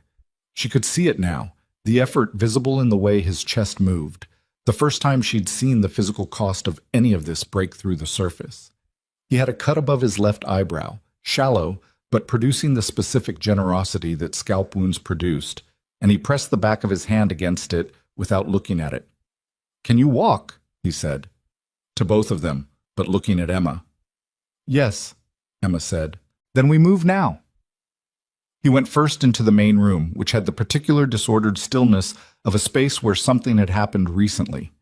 The first man, the one who'd come through the window, was zip-tied to the radiator with what appeared to be his own belt and a length of electrical cord from a dismantled floor lamp. He was conscious and looking at the ceiling with the expression of someone revising their evening's expectations. Lucien had come prepared for a version of this. Emma registered that fact and filed it without commentary because this was not the moment for commentary. They went into the corridor. Clear.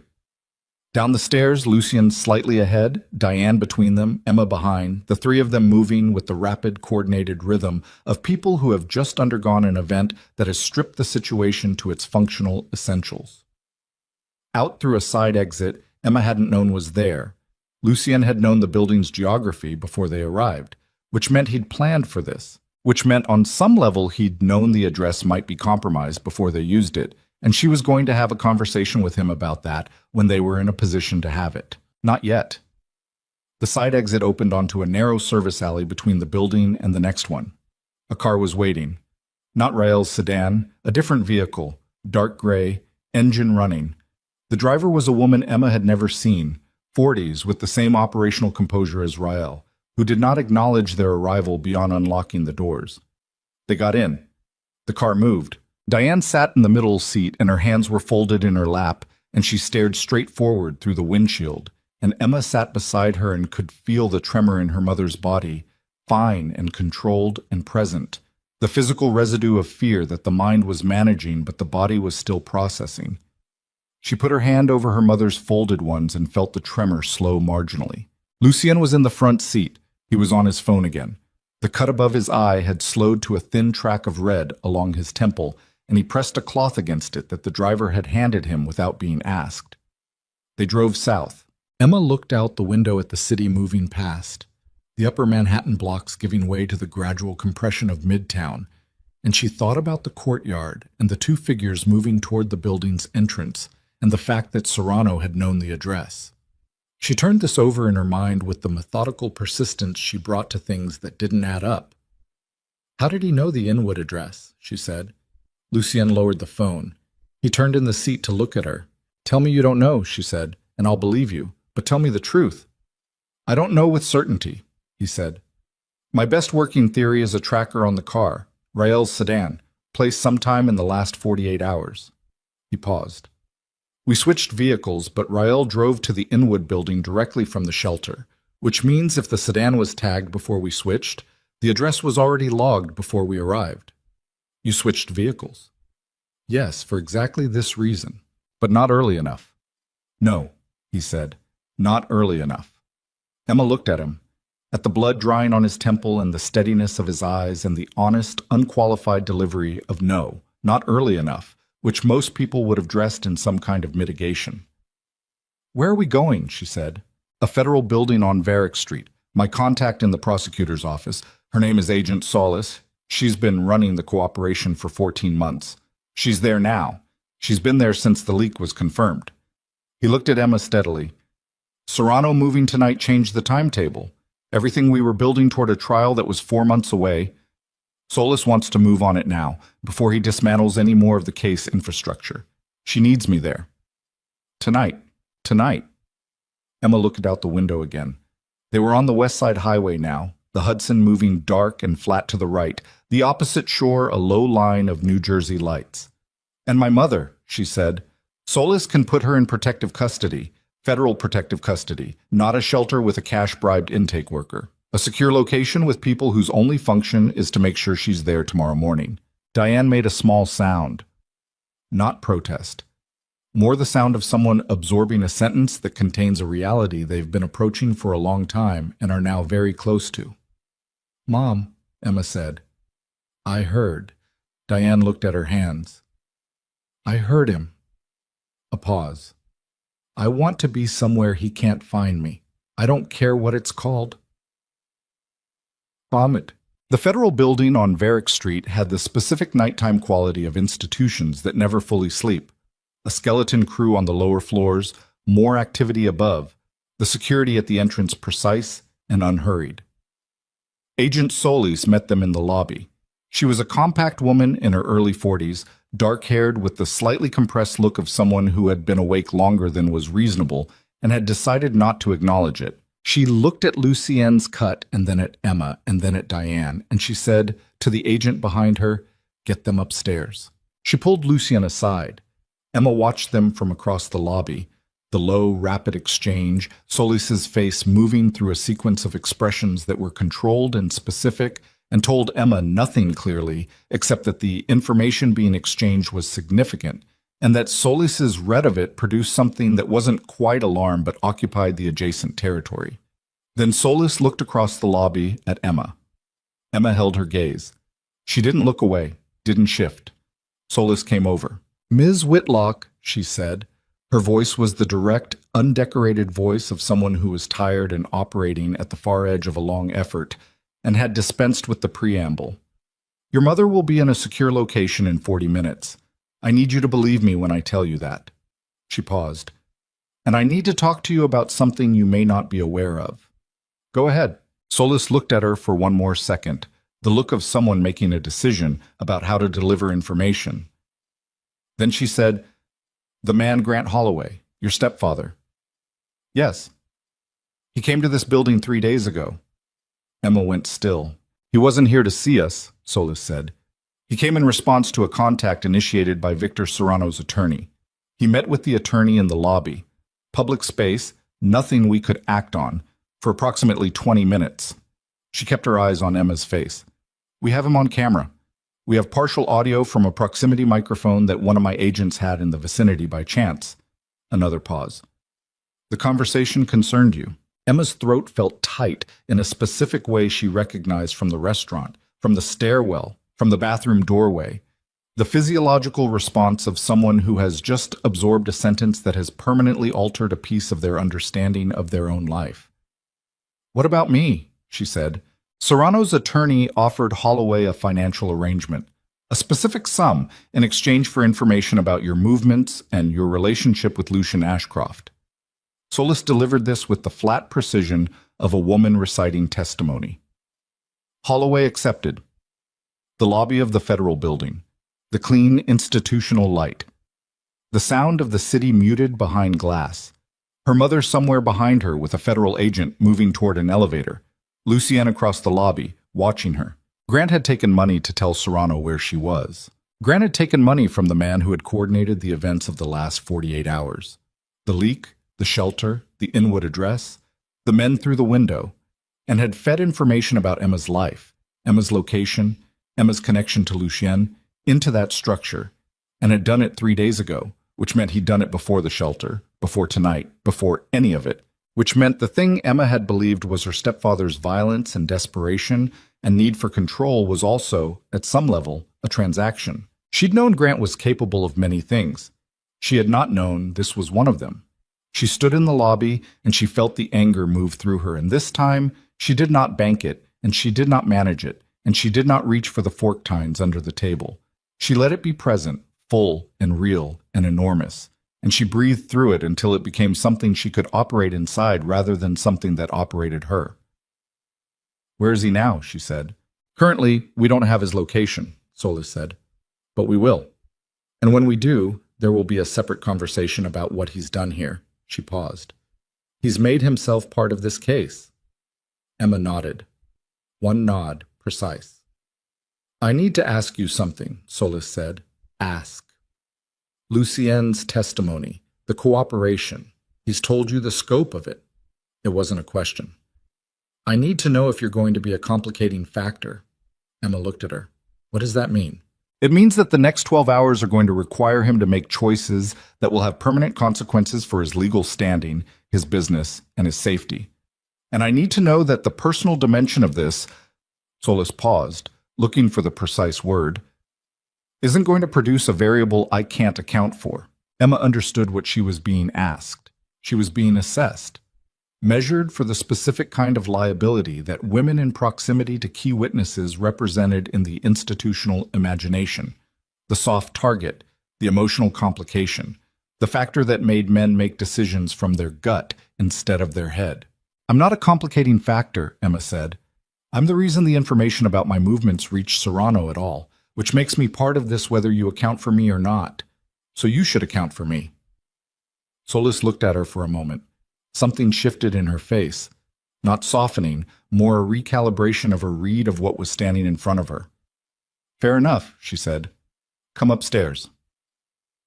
The room upstairs was a conference room with a long table and too many chairs and a whiteboard covered in a system of names and connecting lines that Emma took in with one sweep before she sat down.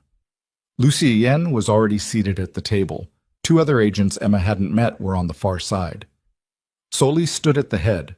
Solis put a photograph on the table. Victor Serrano was shorter than Emma had imagined from the voice on the phone. 60s, compact and gray-haired, with a face that was unremarkable in every dimension except the eyes, which had the flat, patient quality of something that spent a lot of time waiting. He looked like someone's retired accountant. He looked like someone who could stand in a room without being remembered. "He's in the city," Solis said.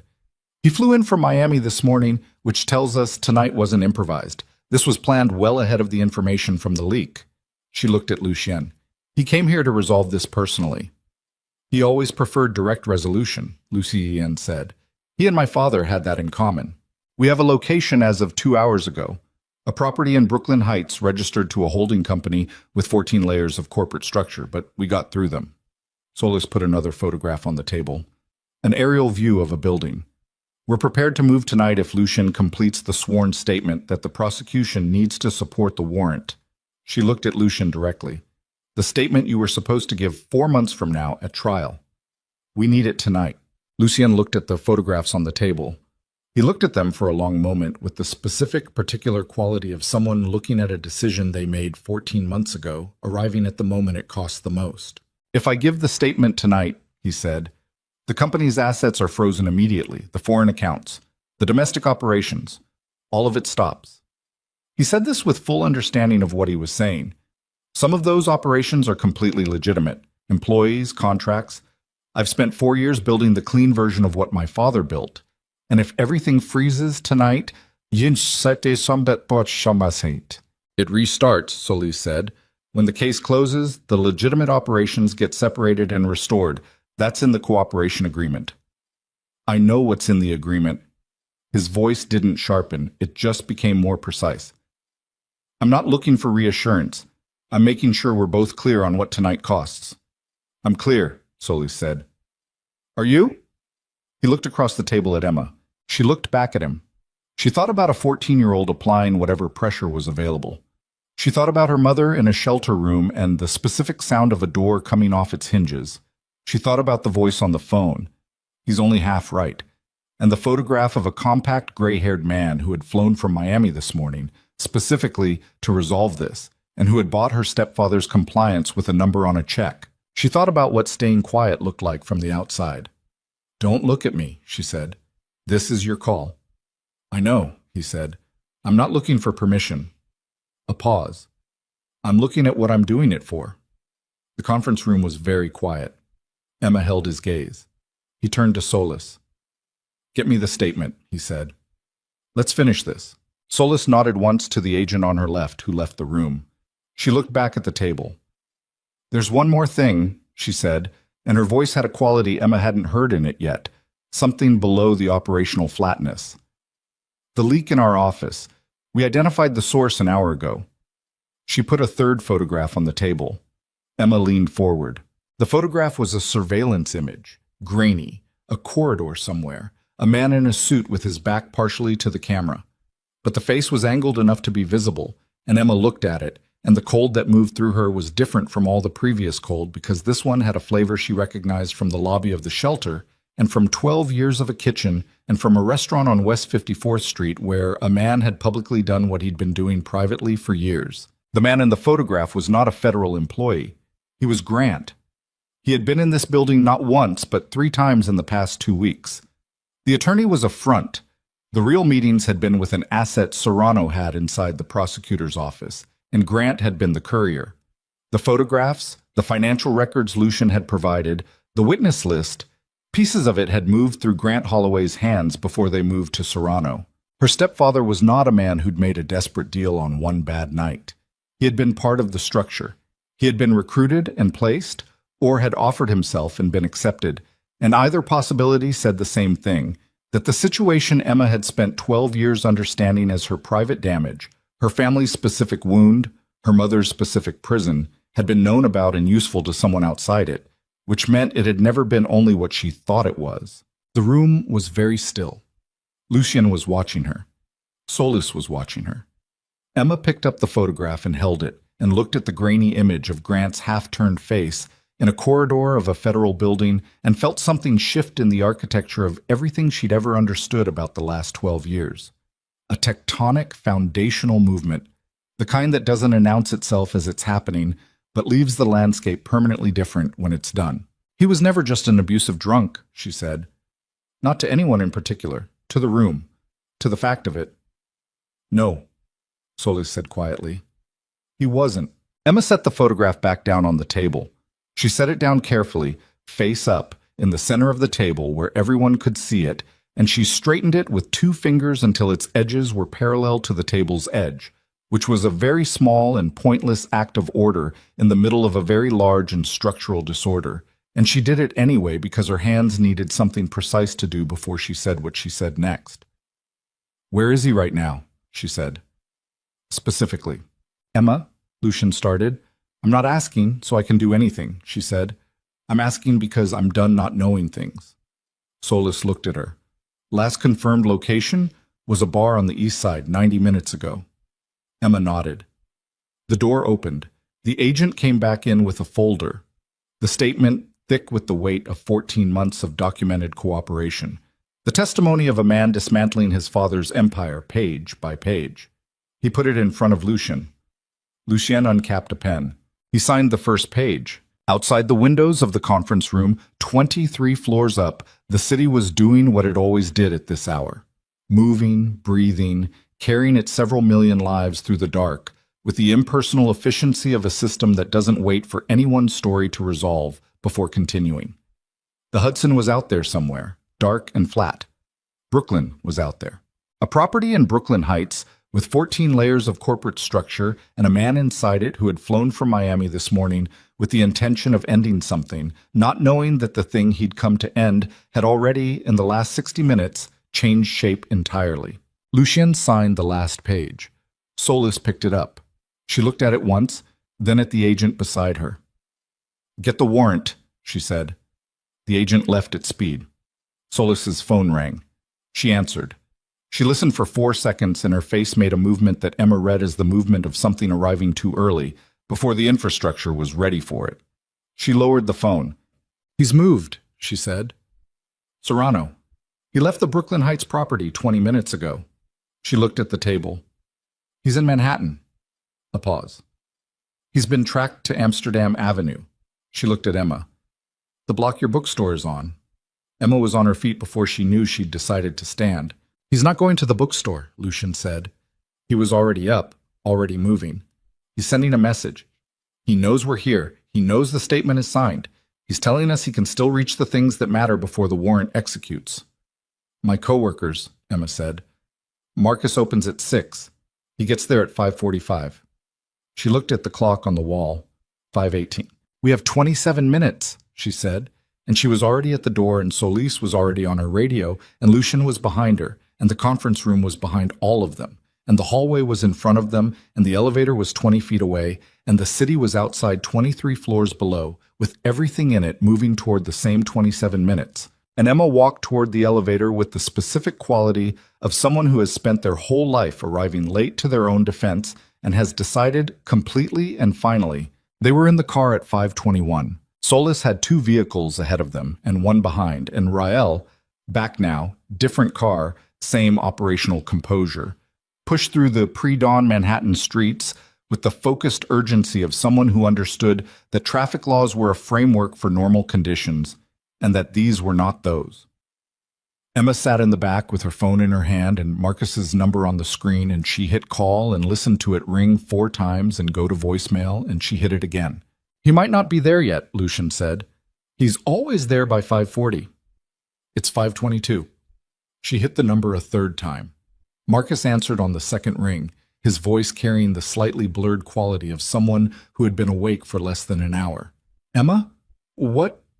"Don't go to the store," she said. "I need you to stay wherever you are right now and not go to the store." A pause. "I'm 2 blocks away. I was just—" "Marcus, stop walking. Right now." Silence. Then, "Okay." I stopped. "What's happening?" I'll explain everything later. Just stay on the line with me and don't go any closer to the building. She looked out the window, the West Side Highway moving fast, the Hudson a dark strip to the right. Are you okay? Are you on the street? I'm on the corner of 76th and Amsterdam. Emma, you're scaring me. I know, I'm sorry. Just stay there. She kept him on the line. Lucy Yen watched her without speaking. Outside, the city moved past in the specific flat-lit gray of 5:20 in October. The sky not yet light, the streets not yet populated with the morning's full weight, a transitional quality to everything as though the day had not yet committed to beginning. They turned on to Amsterdam at 5:31. She saw the bookstore from half a block away. Harding and Clay, the dark green awning, the window display she'd arranged herself 3 days ago, the stacked paperbacks behind glass. The lights were off inside. The street in front of it was quiet. She also saw the man standing on the opposite sidewalk. He wasn't doing anything. He was standing with his hands in his coat pockets and looking at the storefront with the patient attention of someone who had time and knew it. Compact, gray-haired. Unremarkable in every dimension except for the fact that he was standing on Amsterdam Avenue at 5:30 in the morning looking at a bookstore. Victor Serrano. No intermediary. No attorney, no courier, no asset in someone else's office. He had come himself, which was either confidence or desperation presenting as confidence, and Emma had spent enough time reading people in dangerous emotional states to know the difference was not always visible from the outside. The cars stopped. Solis was out first, and 2 agents Emma didn't know were out a half-second behind her, and Solis had her credentials in one hand and was covering the distance between the vehicle and Serrano with the particular stride of someone who has executed this specific moment in practice enough times that the real version feels almost routine, except that it never actually is. Emma got out. Lucien said her name. She kept going. She crossed the street with the agents fanning around her, and she came to a stop 6 feet from Victor Serrano, and she looked at him in the gray pre-dawn light, and she saw, up close, what the surveillance photograph had not transmitted, that he was old. Not decrepit, not diminished, but old in the way that men who have spent their lives in high-pressure environments become old, compressed rather than softened, the years laid down in the face like sediment, dense and accumulated. His eyes were the same in person as in the photograph. Patient, flat, looking at her now with the specific attention of someone assessing a variable they'd perhaps underestimated. Solis reached him first. Victor Serrano. Her voice, flat and certain. Credentials up. Federal agents, do not move. Serrano did not move. He looked at Solis with a mild expression, the expression of someone who has been introduced to people at parties they did not want to attend. He looked at the agents to his left and right. He looked at Lucien, who had come across the street and was standing 8 feet away with his hands at his sides and his face carrying a quality Emma had not seen in it before. The specific quality of a long-anticipated moment arriving exactly as expected, which was both a relief and a grief simultaneously. Then Serrano looked at Emma. He looked at her for 4 or 5 seconds. He looked at her the way the voice on the phone had sounded, with the unhurried attention of someone determining the weight of a thing. "You're the bookstore girl," he said. His voice was exactly as she remembered it from the phone call, calm, precise, no performance in it. "I'm the reason the warrant exists," Emma said. "Don't call me a girl." Something moved in Serrano's face. It was not the almost smile she'd seen in Lucien. It was something colder and more involuntary, the micro-expression of someone encountering an unexpected texture in a situation they believed they had fully mapped. Solis moved in. He did not resist. He turned and put his hands behind his back with the practiced movement of someone who had known, on some level, that this was how the sequence ended, had known it since he got on the plane in Miami, had perhaps known it since the cooperation agreement was signed 14 months ago and the shape of the endgame became visible if you were paying the right kind of attention, which Victor Serrano, in Emma's assessment, had always been doing. He just miscalculated where the resistance would come from. The cuffs went on. Solis was already on her radio, coordinating the simultaneous movements that Emma understood were happening elsewhere in the city, the coordinated raids that 14 months of documentation and a signed sworn statement had made possible. Names from the whiteboard in the conference room, 11 individuals. The organizational structure of something built over decades coming apart at multiple points at once. Emma stood on Amsterdam Avenue in the gray October pre-dawn and watched Victor Serrano be placed in a federal vehicle, and she felt something she had not expected to feel in this moment. Not triumph, not the clean completion of a thing achieved. What she felt was closer to exhaustion, meeting relief, meeting the particular spaciousness that arrives when something that has been taking up enormous volume in your life abruptly stops requiring that volume. Like a sound you've been compensating for so long you forgot you were doing it, and then it stops, and the silence has its own adjustment period. Marcus appeared at her shoulder. She'd forgotten he was on the line. He'd apparently walked the remaining 2 blocks while the situation resolved. He looked at the federal vehicles, at the agents, at Lucien, at the pre-dawn street. "Okay," he said. "I'm going to need that explanation." "Later," Emma said. "Much later?" "Yes."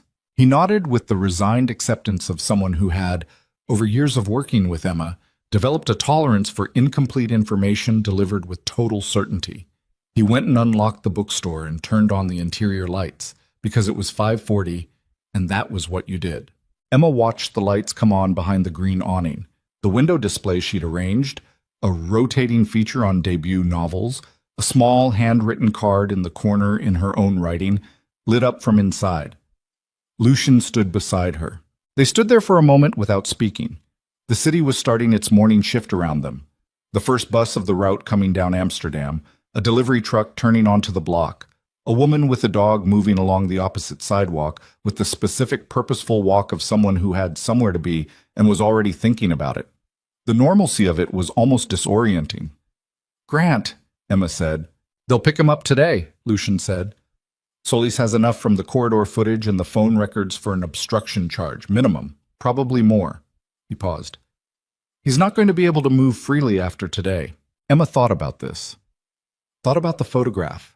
The grainy image of Grant's half-turned face in a federal building corridor, carrying pieces of Lucien's testimony to a man who'd used them to try to dismantle a prosecution, and, collaterally, to find Emma's mother in a shelter. She thought about the specific casual evil of that sequence. The domestic violence that had spent 12 years presenting itself as a private wound, and had been, some portion of it, connected to something larger and more deliberate than a drunk man's cruelty. She didn't know what to do with that yet. It was too large and too recent to process cleanly. She filed it in the place she'd been filing large and recent things, a temporary location, not resolution, just storage until she had the capacity. "My mother," she said. "Solis's team will release her to regular protective custody by noon," Lucien said. "After today, there's no operational reason to keep her there. The structure that was using Grant to track her is gone." He looked at Emma. "She can go wherever she wants to go." Emma thought about her mother's hands, folded in her lap in the back seat of the car, the tremor that had slowed when Emma covered them with hers. She took out her phone and texted the secure secondary number. "It's over. I'll come to you this morning." 3 minutes later, one word back. "Okay. Just okay." Which, from Diane Whitlock at 5:45 in the morning after the night they'd just had, was its own complete and sufficient sentence. Well, she didn't sleep. She went home to her apartment as the morning came in through the windows, and she sat in the reading chair and she didn't sleep and she didn't try to. She made tea and drank half of it. She looked at the books on every surface, the stacks that had accumulated over years of the kind of reading that was not an aesthetic preference, but a survival mechanism. The paper worlds she'd been stepping into since she was 8 years old and had discovered that you could go somewhere else inside a sentence without physically going anywhere. She thought about that 8-year-old, about the specific strategies she'd developed layered over 12 years for managing an unmanageable situation. The fork tines under the table, the exits cataloged, the anger banked, the sleeve kept down. 12 years of daily maintenance of a containment structure that she'd called surviving and that had perhaps also been, on some level, a failure of imagination. The failure to imagine that the structure could come down. She sat with this without trying to resolve it, because some things didn't resolve into clean lessons, and forcing them into that shape was its own kind of dishonesty. At 7:30, she called Lucy. He answered on the second ring.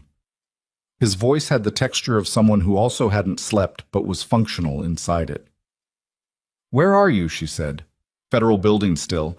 There are a lot of statements. Are you okay? A pause. Not hesitation. Consideration. I don't know yet, he said. Ask me in a week. I'll ask you in a week, she said. Another pause, briefer. Are you okay? She looked at the room around her, the books, the tea going cold, the morning light coming in at its low October angle, finding the dust on the windowsill and the worn arm of the reading chair, and the specific impermanence of everything. I don't know yet either, she said, but I think I'm going to be. That's more honest than most people manage, he said. I've been working on honest, she said. It's a recent project. She could hear something in his voice that was close to the almost smile. She hung up and went to get her mother. The weeks that followed had a texture she hadn't anticipated. She'd expected, in some vague way, a before and after clarity. The thing ends, the life begins, the division crisp and legible. What she got instead was more granular and more real than that. The days continued. The bookstore continued. She shelved books and recommended them, and ordered stock, and had conversations about the new fiction table that were so entirely normal they occasionally felt surreal. Diane moved into an apartment 2 miles from Emma's, a one-bedroom with a courtyard that got afternoon light. She'd chosen it herself, which Emma had insisted upon, and she'd signed her own lease, which she'd needed 20 minutes of sitting in the leasing office before she could do, and she'd done it. The pen in her hand and her name at the bottom of a document that contained only her name. Emma had been there. She hadn't watched her mother sign. She'd looked at the courtyard through the window and given Diane the privacy of the moment. Grant was arrested 11 days after that night on a federal obstruction charge and 3 additional counts related to his role in the information relay. His attorney entered a not guilty plea. Emma read about it in an article she found online by accident, not looking for it, and she sat with the article open on her phone for a long time, and then she closed it and made dinner and did not call anyone about it. There was, she found, very little satisfaction in it. Not the absence of relief, there was relief, real and structural, the kind that settled into the body's daily operations rather than arriving as a feeling. But the satisfaction she'd imagined, the sense of scales correcting, that was quieter and stranger than she'd expected.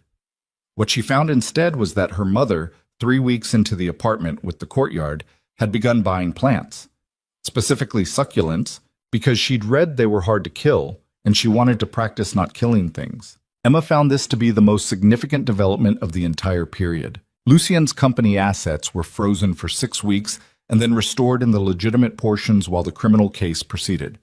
He spent a month in depositions and hearings and the particular grinding administrative aftermath of a federal prosecution, which was less cinematic than its build-up and more exhausting than anything that had preceded it. He called Emma during this period with the practical frequency of someone reporting in, not nightly, not daily by schedule, but when something happened that he thought she should know about, and when the day ended in a way that made a voice on the other end of a phone the thing he wanted. She called him too, for the same reasons. They were, Emma thought, 2 people learning to be in the same place at the same time without a crisis requiring it, which was considerably harder than being in the same place at the same time because a crisis was requiring it. The crisis had its own grammar.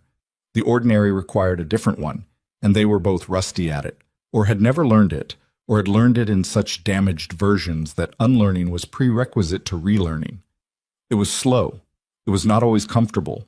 It was, she thought, honest, which was what she'd said she was working on. She went back to the therapist she'd stopped seeing at 21 because the sessions had hit a wall she hadn't been ready to break through. She was readier now. The wall was the same wall. She broke through it differently this time, which was less a matter of force and more a matter of having finally run out of reasons to maintain it. Diane started therapy 2 weeks later, referred by Emma's therapist to someone who specialized in long-term domestic situations. She came to dinner at Emma's apartment the Sunday after her first session, and she was quieter than usual, and Emma didn't ask, and they cooked together and ate together, and Diane washed the dishes because she said she wanted to. And at the end of the evening, she stood in Emma's doorway in her coat with her hand on the doorframe and said, "I want to apologize to you." Emma looked at her. "Mom, not tonight," Diane said. "I'm not ready tonight. My therapist says I need to do it when I can do it completely, not part way, and I'm not there yet." She held Emma's gaze with the steady attention that Emma now recognized was her mother's baseline. that it had always been her baseline, just buried under 20 years of a situation that required its suppression. But I want you to know it's coming, and that I mean it. I know you do, Emma said. Diane nodded. She squeezed Emma's hand where it rested on the doorframe. Then she went down the stairs and out into the evening, and Emma stood in her doorway and listened to her footsteps recede, and then the sound of the street, and she felt the grief and the love, and the specific complexity of the two existing simultaneously in the same space, which was, she thought, the permanent condition of certain things and not a problem to be solved. The indictments came down in December. Victor Serrano, 11 associates, and 2 additional individuals identified through the cooperation process that Lucien hadn't initially known about, but whose names surfaced during the investigation's expanded scope. The lead prosecutor issued a statement. Solis appeared briefly at a press conference with the careful non-expression of a federal agent appearing at a press conference. Lucien watched it on a laptop at Emma's kitchen table. When it ended, he closed the laptop and sat with his hands flat on the table for a moment, looking at the closed screen. Emma was making coffee across the kitchen, and she watched him from there. The specific quality of his stillness in this moment, which was different from his usual stillness. This one had more in it, more weight, more completion, more of the specific texture of someone at the end of a long effort and not yet certain what comes after it. "How do you feel?" she said. He thought about it, genuinely thought about it, which she'd noticed he did, gave questions their actual weight, before answering rather than producing the answer fastest available.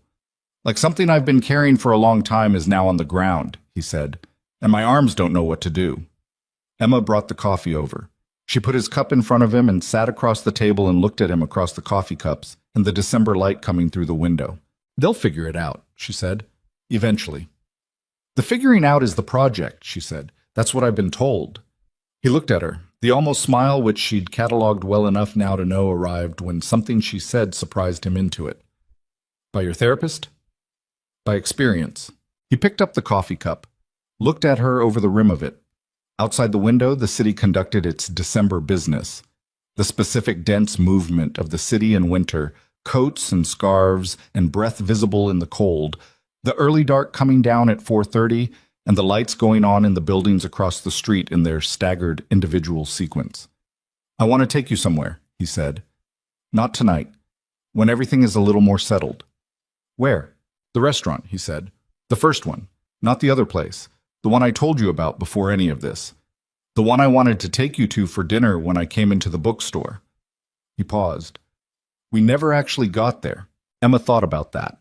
About the route the past 3 months had taken from a biography section on a Tuesday afternoon to a federal building conference room to a pre-dawn street on Amsterdam Avenue. The specific geography of it. The distance between asking someone to dinner and arriving at a kitchen table with the indictments settling. "Okay," she said. "That's all? Okay?" "You asked. I said okay." She looked at him steadily. "What else do you want?" He looked at her. Something in his face that wasn't the almost smile and wasn't the operational flatness and wasn't the steadiness under pressure she'd watched carry him through the last 3 months. Something older and less defended than any of those. "I want more days that look like this one," he said. "That's what I want." Emma held his gaze. The December light was behind him, and the coffee was warm in her hands, and the building across the street had all its windows lit now, the staggered individual lights of several dozen separate lives conducting their evenings behind glass. "That's a reasonable thing to want," she said. "Yes," he said, "I think it is." They sat at the kitchen table as the evening came down outside, and the city went on beyond the windows, and the coffee cooled slowly in their hands, and neither of them said anything else for a while because nothing else needed to be said. The silence was not the silence of the stairwell or the restaurant or the federal conference room. It was a different kind, the kind that arrives not from the management of danger, but from its absence, the kind that has to be learned or relearned, or in some cases learned for the first time. It had a texture Emma had not had enough practice identifying. She was starting to recognize it now.